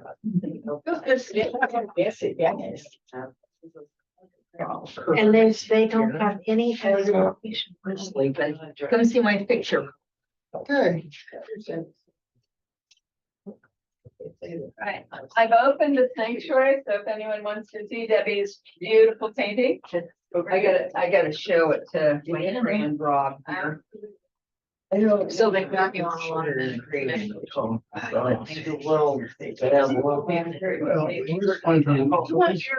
Inspiring, and I. But she has some. Yeah, they never do that. But I was off, I was off all the meds in 6 weeks. But that's what I enjoy about it. Yeah. How are you doing? Yeah, I had a little heart pass in 2014. Yeah. 10 years ago. But the fact that people are, I think what's depressing is. Yeah, but, they put me This on nation. 5 different medicines, and when they discharged me after every one, it said for life, for the rest of your life, you take this.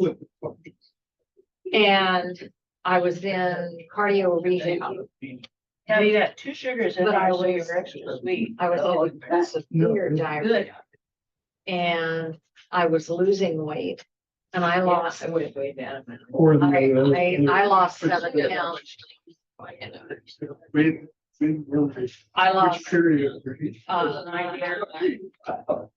I lost 7 pounds in 1 week, and they wouldn't let me do cardio rehab. They took me directly into the emergency room. There all the time. Yeah. I did that too. Yeah, and it was, and mine was, I was losing Well, fluids and everything, She and gets on a roll. it was, fortunately, my primary care person at the time was not a doctor, it was a PA. And she wasn't available, but Dr. Long was, and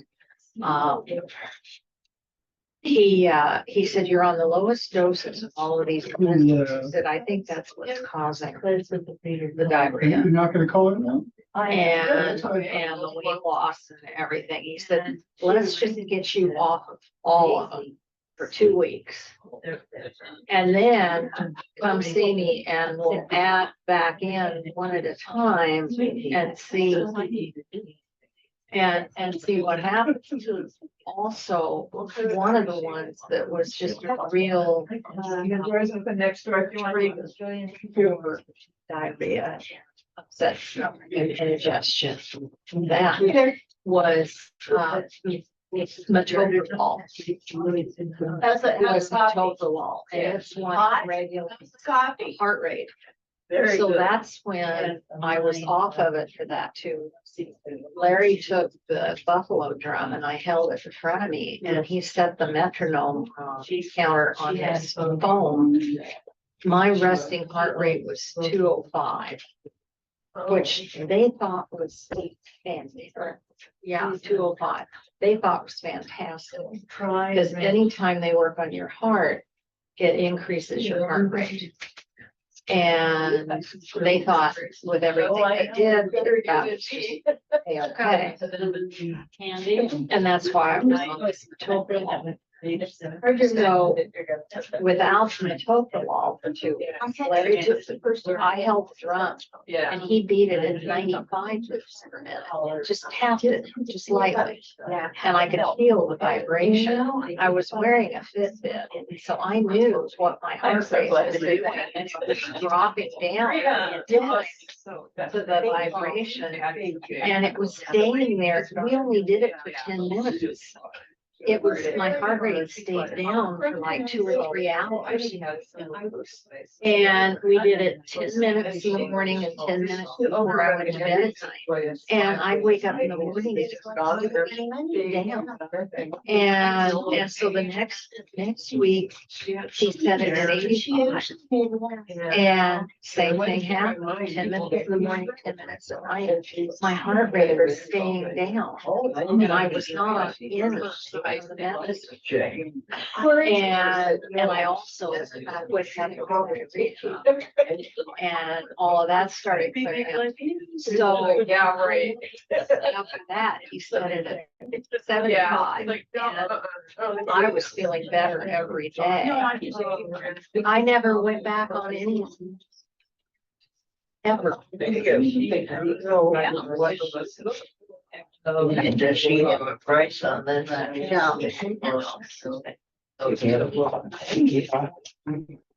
Hello. I mean, what did he do? It's all good. Yeah. Well, I was holding a buffalo drum. Yeah, buffalo drum. It's just a skin high drum. Yeah, you would have to. No, I was just holding. He's kind of out on his phone as a metronome. Yeah, they're all. For 95 beats a minute. So the little light would flash at 95 beats a minute, and every time it flashed, he tapped the drum. So he was sending a vibration to my system. I'm going to take a shortcut. Changing rate, but my heart You guys are connected on the other side.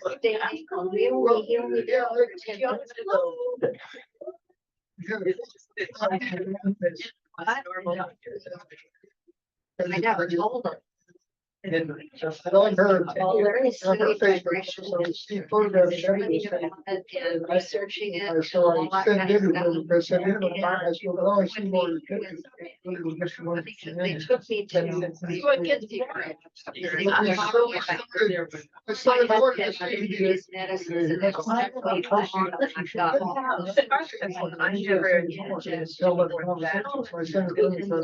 Yeah. It did turn it in. And they, it's so just said, I'll take you off for 2 weeks. Well, after 2 weeks, I made an appointment with my primary care lady. She starts shutting the door. And said I should come back and see you. Said, how are you feeling? And I said, I'm feeling better than I have. And she said, then. After you notice that all of these other, if you're not having any of the symptoms, there's no reason to go back on those medicines. Which is. I went back for my Your 6 GP. week Time on Facebook. and actually ended up getting an ACE checkup. Cardiologist took my blood pressure.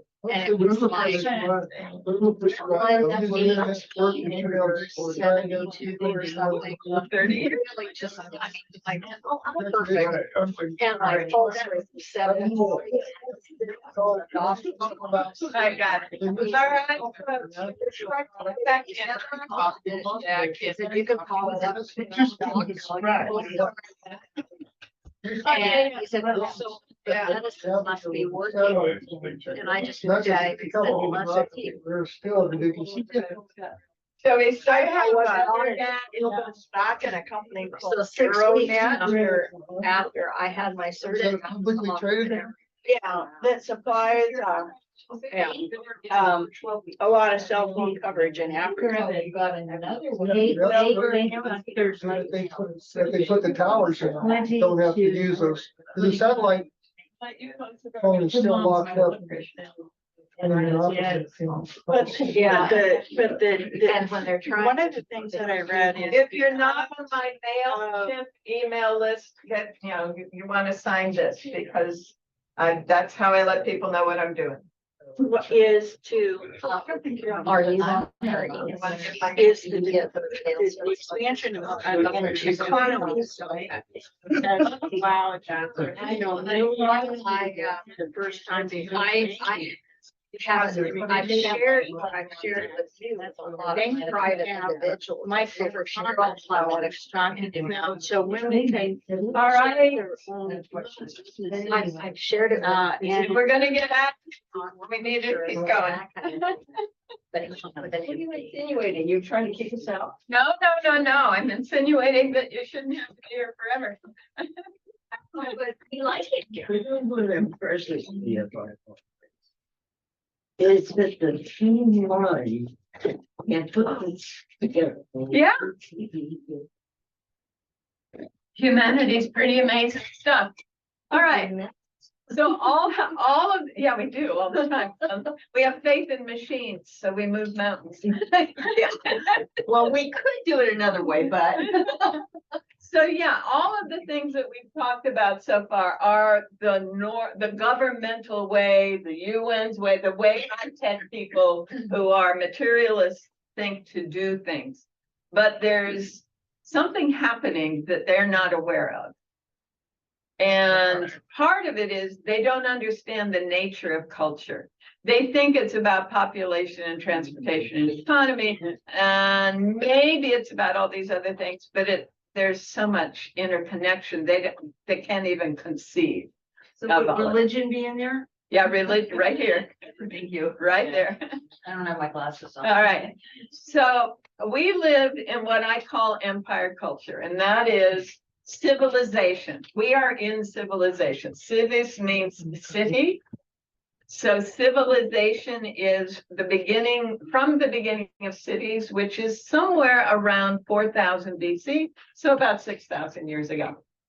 And cities and empires have grown up together because they're based on a set of values that says, I'm going to acquire, I'm going to accumulate, and I'm going to control.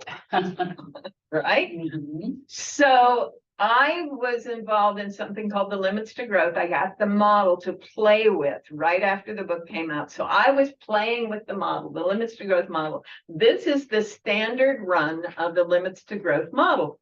Well, I'm also a culture historian and an archaeologist, and I'm looking at it, I'm going, well, I could say the same thing about Rome or the Incas or the Mayans or the Greeks. Yeah. right. They all follow this pattern. Isn't that cool? So they're using up their resources at a rapid rate as their population is increasing, and they're providing a lot of services, and the death rate's been going down, so the population, but then, oh, wow, we've got a lot of trash and a lot of stuff going on out there.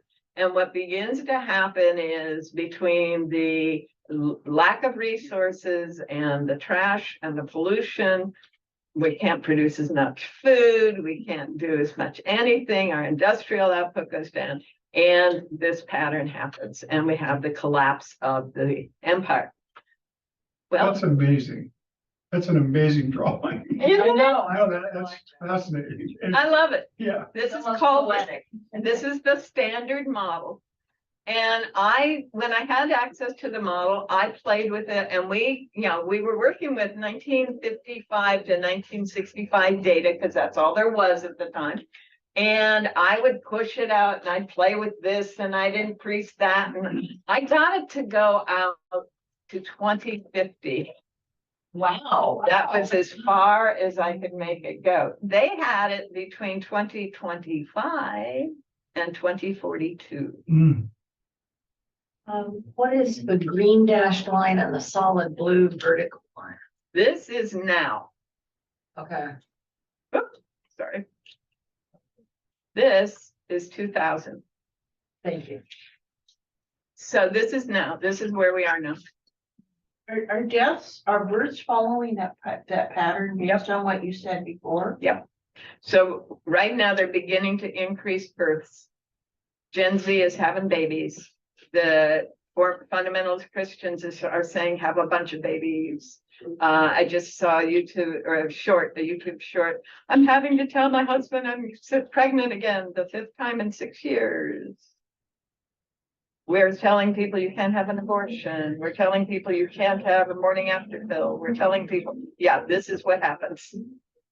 The birth rate goes up, but the death rate goes up faster. And so we're seeing infant mortality rates in this country go up, and that's part of it. So we are an empire culture, and this is where we are in this process, which is both hopeful and disturbing. Yeah. So one of the things that happens as we get to this end stage, this is, that period, this is now over here, okay?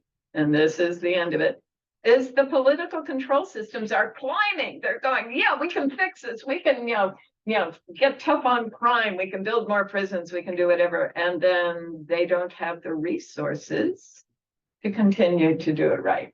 And the police get defunded. And the resources are falling faster than anything else. Exactly. The resources, the amount of food that can be produced at the level people can eat it, et cetera. And so the other piece that happens is these people get elected on, I can fix it, do it my way. I'm the good guy. I'll make it work. Those guys don't know what they're doing. They're the ones who got you in trouble. And it's almost always the farming communities that elect them. Oh, yikes. Why? Right? Well, You think it's because they're more conservative? Because they want to believe. they're more ignorant. Yeah. Yeah. We saw that in Marin County, also Yeah. very independent. Right, they don't want government control. They think the government must be the problem for everything. And they're wanting to take over their farms and. Right, and there's an authoritarian religious structure. The empire values are very strong in American farmers and in most farmers in the world. Even though there's so many subsidies for farmers. That's not government. Government didn't do that. Just like it all. Right. So the way I've seen it is that what we are in the middle of is this blue line here. But if we go back to the beginning of cities, we saw this kind of a process of starting about 4000 BC. And it was a combination of things. At 3200 BC, something happened. We don't know exactly what. We think it might have been an asteroid, and the Sahara, beautiful Great Plains of Sahara with lakes and lots of animals, began to turn into the desert. And the people from the Sahara wandered over to the Nile Valley because that's where the water was, right? The same thing was happening in the Middle East, and they wandered to the Tigris and Euphrates valleys, et cetera. So we start seeing the environmental pressure of moving toward more concentrated populations, and related to that, then we see shifts in technologies. And so we see the beginning of what are collections of houses close together rather than spread out small communities and tribes, right? So that's what began this process, and it grew, and then there were issues, and then it grew, and then there were issues. And in the middle of all of that, this is basically what the expanding fiefdom approach is, basically where the Muslim populations of the world are living, okay, with that set of values. But along about 1000 CE, between 900 and 1100, a bunch of people started going into monasteries in Europe. And the monasteries were set up under the rule of a guy who's called Saint Benedict. And Saint Benedict's rule is very interesting. There are several components, and one of them is that once you become a member of the monastery, brother or sister, whoever you were before no longer counts. Yeah. You are now equal with everyone. That's interesting. Another one is that everyone will spend some time studying, some time in the silence, and sometimes working for the good of the whole. Everyone. That's interesting. And then another one is that each monastery, although they are part of this hierarchy we call the Catholic Church or the Roman Church, within the monastery, we elect the person that's going to represent us to the rest of the world, the abbot or the abbess. Everyone is equal. We're all contributing equally, and we're electing our leadership. In the world of medieval fiefdoms, Strange. very strange. And one order in particular, the Cistercians, starting about between 900, late 900s, started going to different kingdoms, different barons, different landowners, and saying, if you'll give us that 50 acres that's on the edge of your property that you've destroyed, is about to go. It's useless now. We'd like to just set up our little monastery up there. It's just 9 of us, right? And so they do, and they start doing a little shepherding, and they start carding the wool and cleaning the wool and spinning the wool and weaving the wool and inviting people from the community to learn how to do that with them.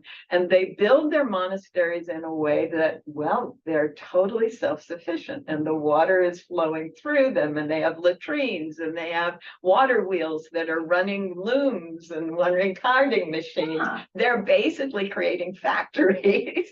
Wow. Right? So we've got egalitarian factories that are involving people from the community. And usually these 9 guys over a 10-year period would have 3,000 people associated with them. All of them seeing equal, electing, literate people. You can imagine the impact that had on the generations. Electing illiterate? No, they are literate people. Okay, They are reading, okay. who are electing within the monastery one of themselves to be their leader. Okay. Okay, electing their leadership. And that, I am convinced, was the beginning of the Democratic Republic.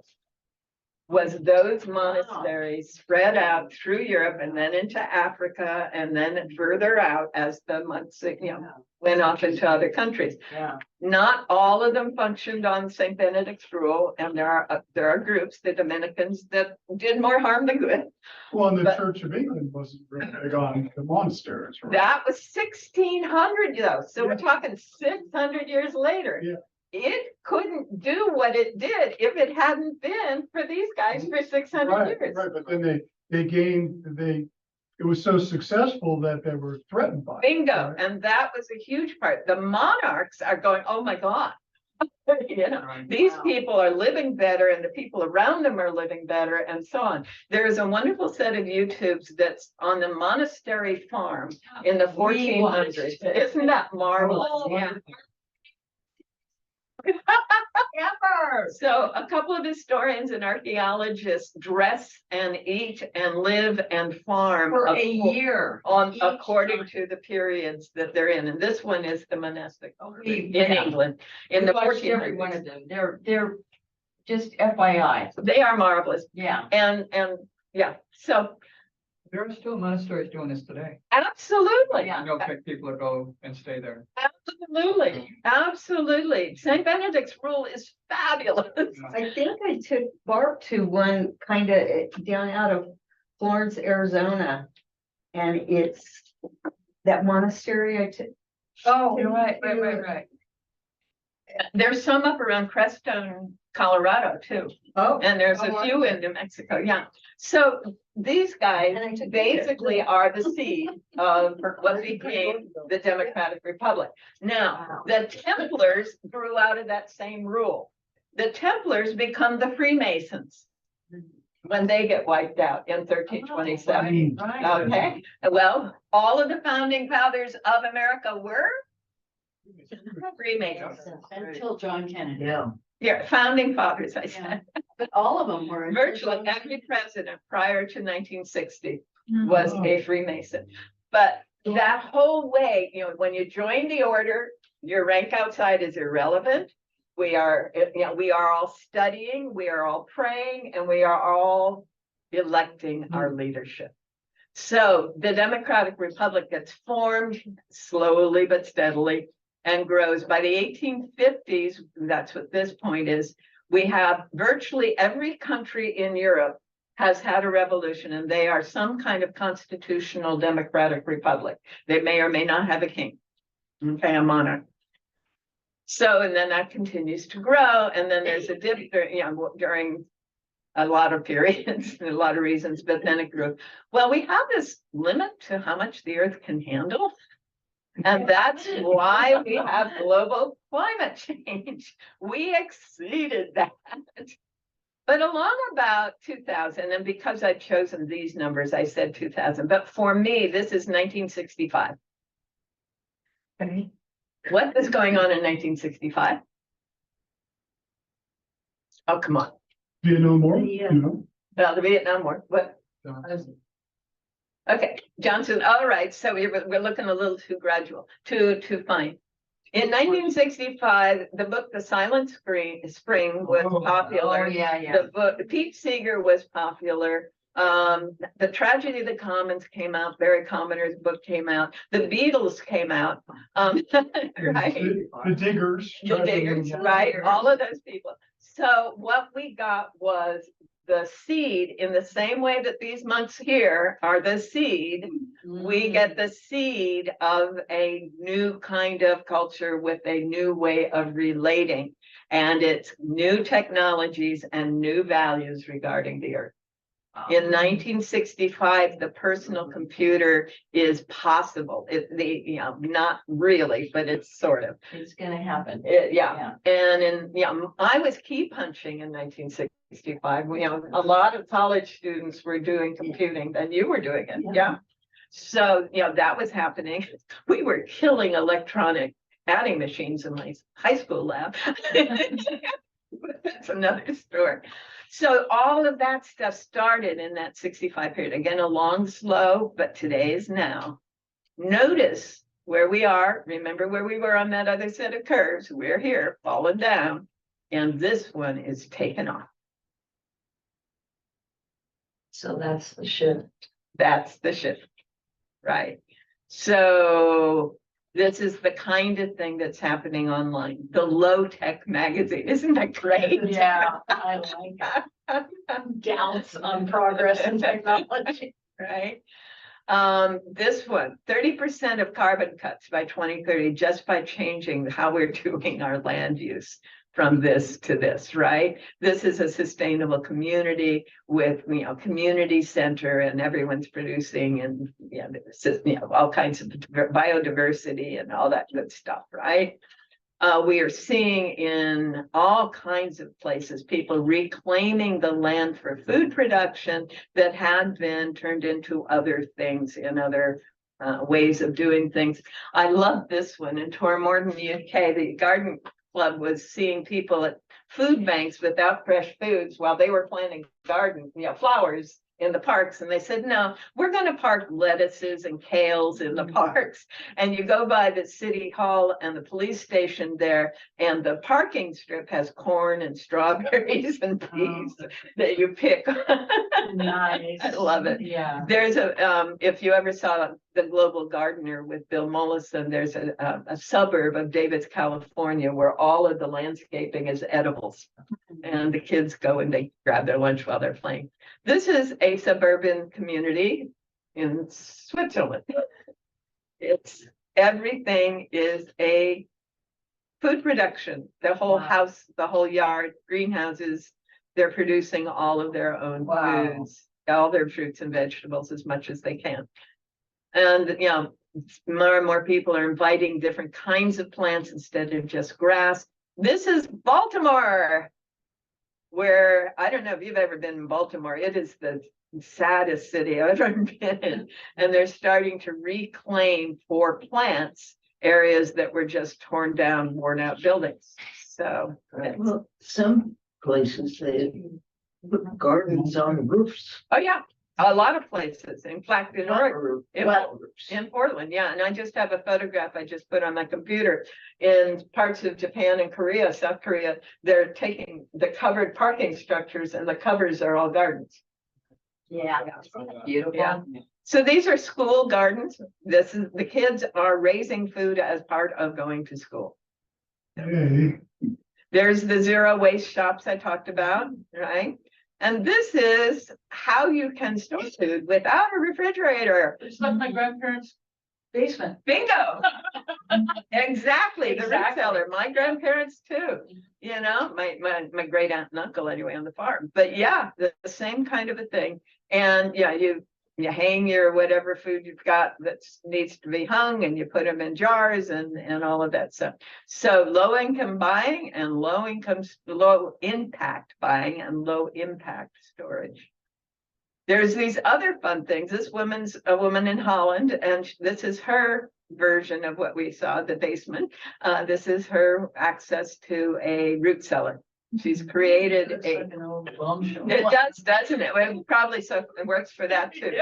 But it's just a self-contained unit. You put it on your property, you build the berm around it, and you've got your root cellar.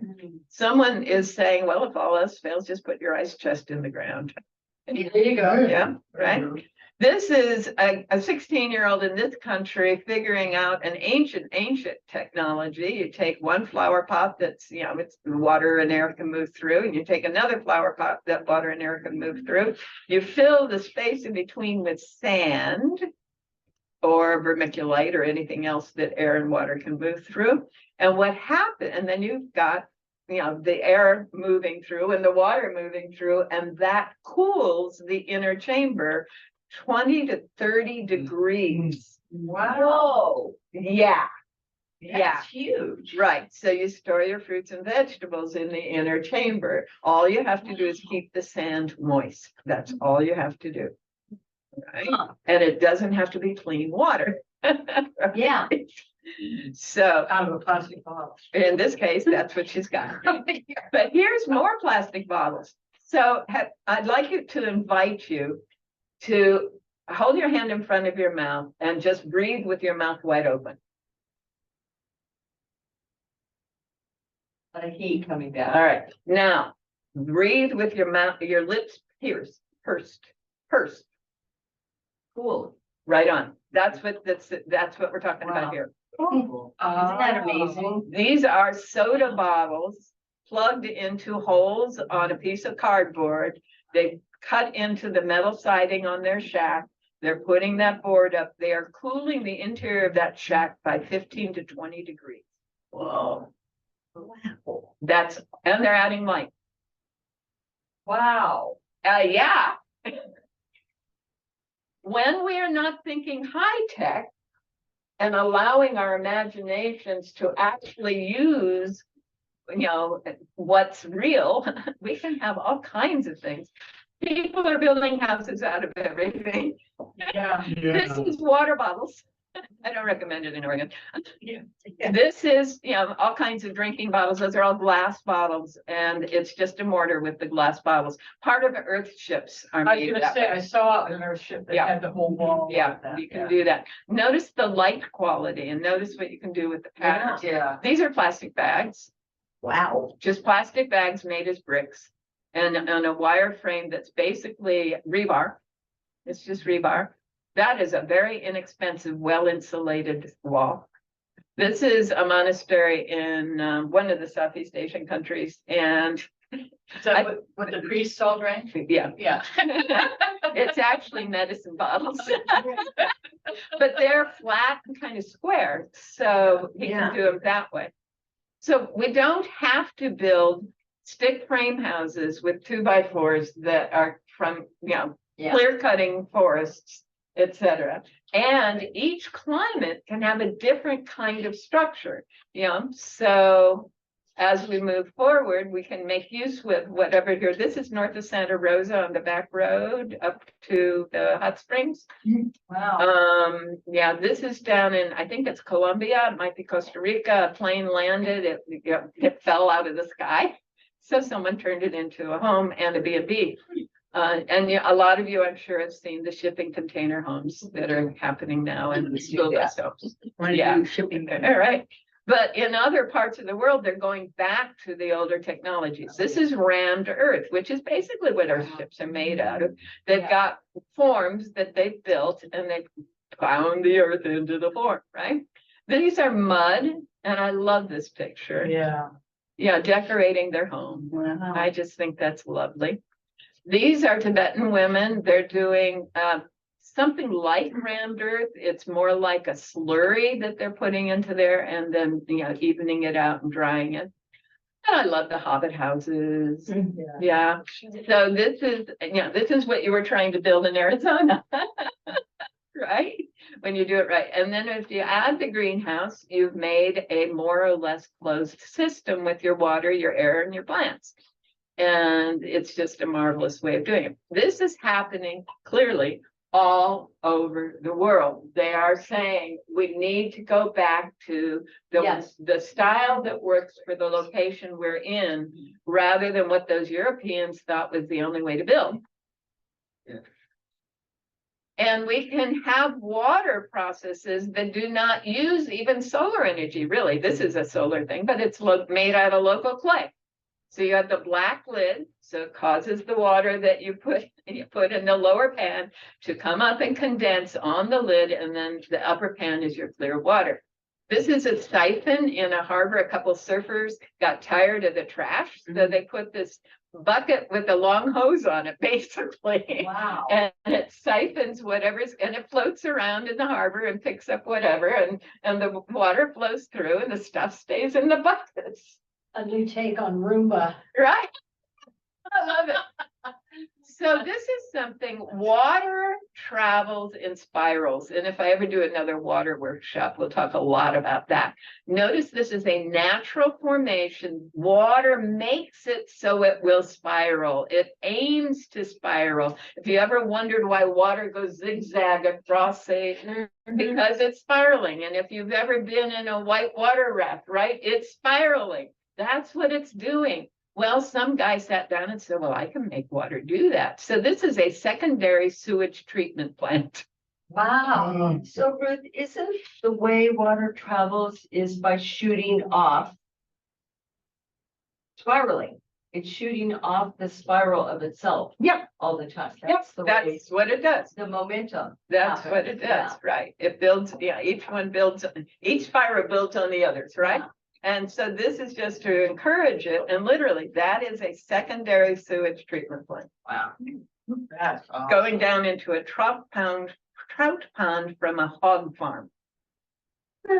Yes. That's nasty water. It was nasty water. It got filtered. The manure got turned into compost. And then the secondary process is what I just saw. This is hydroelectric. This is wave electric, wind electric. And this is, someone had built this thing across their river. So he's figured out a way to make it so there's a little electric outlet here. without affecting the flow of the river. Transportation.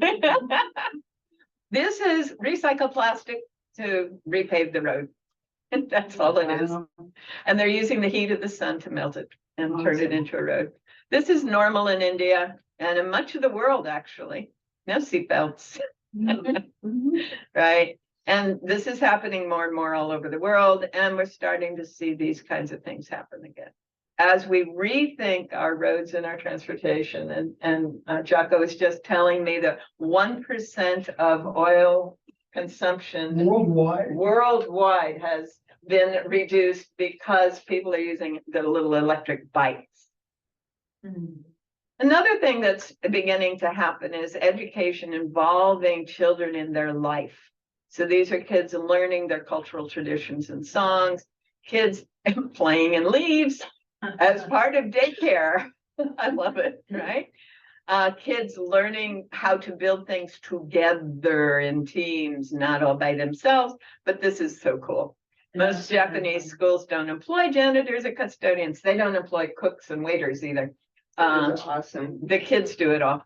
And they say requiring students to clean the school themselves teaches respect, responsibility, and emphasizes equality. This is what is happening in the world, folks. This is what's going on everywhere. And there are more and more of these kinds of town meetings, as well as Zoom, and as well as the showing up in the courtroom or the city council. So we got high tech and high touch. The high tech, low tech, we've got the large scale and the micro scale. We've got leading edge and we have ancient, all working together. And that is what we will see more of. We had a period of about 50 years where all the high touch, low scale, all of that wasn't allowed, right? It wasn't okay. But now we're getting it reintegrated into the way we do things. So the future is going to be some combination of this, and it's going to be distinctive to each community, each region. So what happens in Oregon and Washington and Northern California up into southern Alaska is different from what happens in Idaho and Arizona, right? For all kinds of reasons. So this mixture of high tech, these guys are using cell phones to rebuild the roads that were destroyed after the Brits left. Looks like they're using a wheelbarrow. They're using wheelbarrows and shovels, but their cell phone is telling them how long, what direction, what next to do. Right? This is a bunch of women it was 8 women in England who were told they had to go to assisted living. So they pooled their money and they built 8 units and they built gardens and on a single housing unit and housing block, right? This is a solar electric collector. It's plant-based. That is electricity flowing on those zigzags. It's a plant-based. And this is a totally sealed building in China. They have fun. Wow. Yeah. So that's one thing that's happening. The other thing is in the realm of consciousness. We've got whole new ways of thinking emerging in the world today. We are feeling connected. We are knowing that our thoughts affect us. I cannot believe that, again, it's an exponential curve. When I started doing even my radio show, which is only in its 3rd year, I was lucky to find something. Now I'm finding things every day. It's just beautiful. My Noetic Moments radio show. So we know that who we are is receiving electromagnetic waves and sending out electromagnetic waves, and that's affecting each other in these morphogenetic fields, right? And we're learning to do this. And we're also realizing that who and what we are energetic systems as well as physical systems. And so our consciousness is literally shifted from where we were even 10 years ago, even 5 years ago as humanity. And some people have suggested that this April with the solar eclipse was kind of the outer sign of the shift that happened this April, so that it's almost impossible to not follow that inner guidance in some way now. You're getting it in a way you can't ignore it. And the aurora borealis too. As part, that sun shift. Wow. Yeah, that was a big shift. Right. So time frame by which things change in human cultures. So this is 1965. All of the things I just said aren't possible unless you read the whole Earth catalog. Yeah. But, you know, as far as the culture is concerned, that's just pipe dreams. That's not happening, right? But there's all these different things that are just beginning to form in those first, 10, 15 years. So between 65 and 80, they're just beginning to get off the ground. Literature leads the way.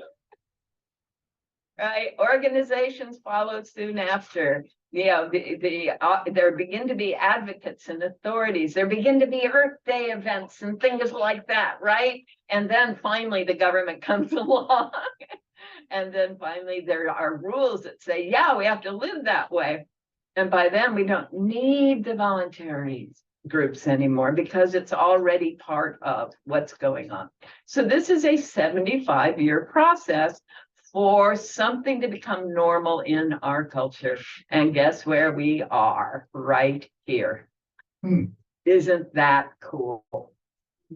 So the lines dropping just means normal. It's now normal. They Yeah. don't have to do all these things I to see. make it happen. It's just part Right? of it. I mean, do we need to have organizations tell us to, wear clothing? Right. Yeah. There was a time we did. Yeah. Wow. Uh-huh. Yeah. I never listened to them. Listen, it's cold out. So just a reminder, this is where we are in this process, right?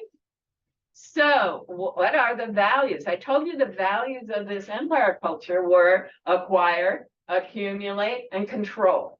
And that led to disastrous exploitation of people and objects and things. It led to, all kinds of waste and, all kinds of hoarding. Hoarding was part of it, all of that. Whereas this emerging culture seems to have a very different set of values. And as I look at indigenous cultures, yeah, they look a lot like this. And as I look at the Unitarian Universalist values, guess what? These are their principles. In 1965, the Unitarian Universalist Association accepted these principles. That was one of the seeds, just like the monks in the monasteries were the seed of democracy. These guys are the seed of the emerging culture. So the inherent worth and dignity of every individual, the acceptance of others regardless of our differences, seeking always a just and equitable and compassionate relationship, right? In our own lives, searching for truth and meaning, together, we're using the democratic process and then working toward a global community, not a global economy, not a global empire, not a global United Nations running everything, but a community. And that's what these phones and the internet have allowed and encouraged. All of that in the context of the interconnected web of life that we're all part of, all the animals and the sea, water and the soil and all of that good stuff. And we're learning in every one of these areas huge amounts in this current decade. So The thing that family. puzzles me about the democratic process is that both in Europe and here, we've got an undertow of, I want to rule like Russia. right, and you missed that slide. That is a normal stage in the process where we are in the process. If you look at where Germany was when Hitler was elected, if you look where Rome was when Caligula was the emperor, you'll see they are the same point in the process. Yeah. All right, So history is really important there. it helps And to the have studied repetition history. of the way things manifest. Right, empires always go through that process. And That's- part of that process I is totally agree these with guys, that. yeah, coming in, I have all the answers, elect me. Yeah. Yeah, Yeah. nope, please don't. All right, so right now, what we're going through is more confusion, more inability to respond. That's because we don't have the systems in place we're gonna see more fear and more attempted attempts to control because of the fear, right? All right, we're gonna see decreased stability in all the institutions that are based on the empire culture. But that means increased opportunity to introduce alternatives, whether they're high tech. I have seen in the last month a dozen different ways to clean up waste that never existed before. High tech and low tech. I just discovered that you can take a motherboard and use standard household acids and enzymes and extract the gold, the copper, and the silver from it. Isn't that cool? We don't need these horrid, nasty chemicals anymore, all of that, right? And we're going to start seeing more and more off-world alternatives all over the world, right? What's off-world mean? Moon, asteroids, Mars, hanging out in space in the space station. I do that often. Exactly. Do you think space of the moon, I can see Mars, do you think efforts to go to Mars is great? Worth it when we need to be taking care of our own planet? I think we will have people doing that regardless. Regardless, I agree with you. As long as they can find the resources, they will do it. Yeah. Finances, yeah. Right.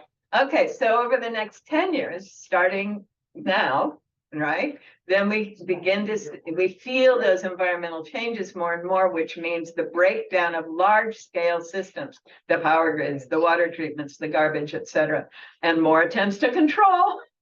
Yeah. And more incentives for people to go to work for a living, but people aren't going to take it because they're abandoning the cities and the arid lands and the coasts, and they're continuing to explore solutions and increased home food production and preservation. That's going to be happening more and more. I'm seeing it more and more too. All age groups. It's beautiful. Then as we go from the 30s to 2050, then we've adapted to environmental unpredictability. We're choosing to live in ways and to have our lives built in ways that, oh, there's a tornado coming. We're good.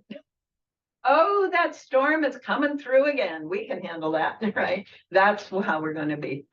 And it'll be local governments that are dealing with the local environmental issues and the goods and services production, distribution, and the education. Far less than these national, federal, international, whatever. Yeah, even less than states, So, and by 2050, most households will be 80 to 90% self-sufficient using permaculture basics. And high tech is always available, but it'll be in different limited ways because we won't be supporting the infrastructure. So you might have a village where there is a community center where everyone can use computers and be on the internet, but the homes don't have Wi-Fi and they don't want Wi-Fi. They don't want that energy in their homes, right? That kind of thing.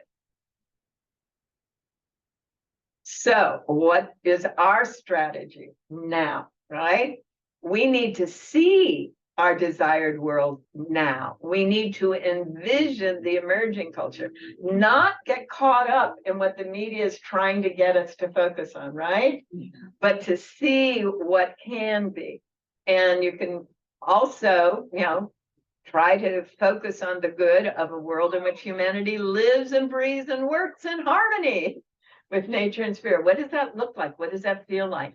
You can create your own home in a way that reflects your ideal of the world. That may be that you're living in a very small space using very little, sharing a lot more. It may mean all kinds of things. Wean your household off of mass-produced goods and services. Use the thrift stores if you got to have one. Ignore most of what the internet politicians and media said. It is all self-serving. It is all designed to keep the empire culture going in a way they are comfortable with. It is not serving you. What you need to hear, you will hear. That's the nature of this new consciousness. What is pertinent to you, you will know. Your friends will tell you, you will happen to hear it, you will happen to walk by something. Oh, Linda's thinking of something in particular. No, well, it was just most of the time, the way I find out what is going on in the world is during prayer requests at church. All else. Oh, I love it. And finally, choose the principles, back to that flower, right? That you want your children and grandchildren to live by. And then think, feel, and speak them. Be those principles, right? Don't try to adjust to what they're thinking and doing. Go, oh, that's very interesting. You know, I think I would be more comfortable if it looked like this. You know, don't negate or degrade or in any way, you know, upset what they're doing, but recognize where you're trying to go is different. It's about modeling. That's right. And this is building the world, okay? So you either go out and create your own homestead, right? And you do all the other things that we just said, right? To build the world now, you are actually physically creating a structure or a set of structures that lives in this way. So from my version of Florence Scovel Shinn, people who train the mind to see only good bring all the good they can imagine into their lives. Health, wealth, love, friends, perfect self-expression, and their highest ideals come into form. Thank you, dear. So, how did I do? I did okay. You want to take a picture of that last? All right. Thank you. That's actually a spot in Iowa, just at the edge of that flood area. Wow. I was driving across from Chicago to Portland with a woman I had met in Portland who was living in my old neighborhood in Chicago. And, you know, and I'm parking my car outside her building and I'm going up and I'm using the security things to go up to her space. And she says, "Where's your car?" I says, "Out in the street." "Do you know what neighborhood you in?" "Yes, I do. I grew up right here." I comprehend. So we drove across back to Portland together and I stopped and I had to take that picture. There's a So share best stories or your driving stories. Okay, Yeah. The best things happen to you when you're driving. There's a rock formation similar to that between Philip and the turnoff to go south into Denver. Yes, there is. Oh, Yes, there is. yeah. Yeah. Oh, yeah, in fact, I thought that's what it was at first. Yeah, just out of the side of the park. Right Yeah, after yeah. you went from Wyoming into Colorado, we started south on 25. So this is what remains of a mountain that was there. And so's the one in Fort Collins. Ah, right. Can you imagine a mountain in Iowa? Yeah. I love it. All right, my dears. So any thoughts, questions, whatever's that we can work with here? You packed a lot in. Yeah. Thank you. Amazing. Thank you. Amazing. I remember some of this from the Gaia Institute work that you did, but how you pulled it all together just really was great today. Thank you, dear. Very understandable. Well, I always love your optimism, and I need that. Well, now you see what it's based in, No, right? no, I love it because Reality, I yeah. love the low tech, high tech and all of that. And but also community, all your points are so magical. It's wonderful. Oh, I'm so glad that you find them useful because you all need to be thinking about the culture that is actually happening, Yeah. not about the stuff that they keep trying to feed you.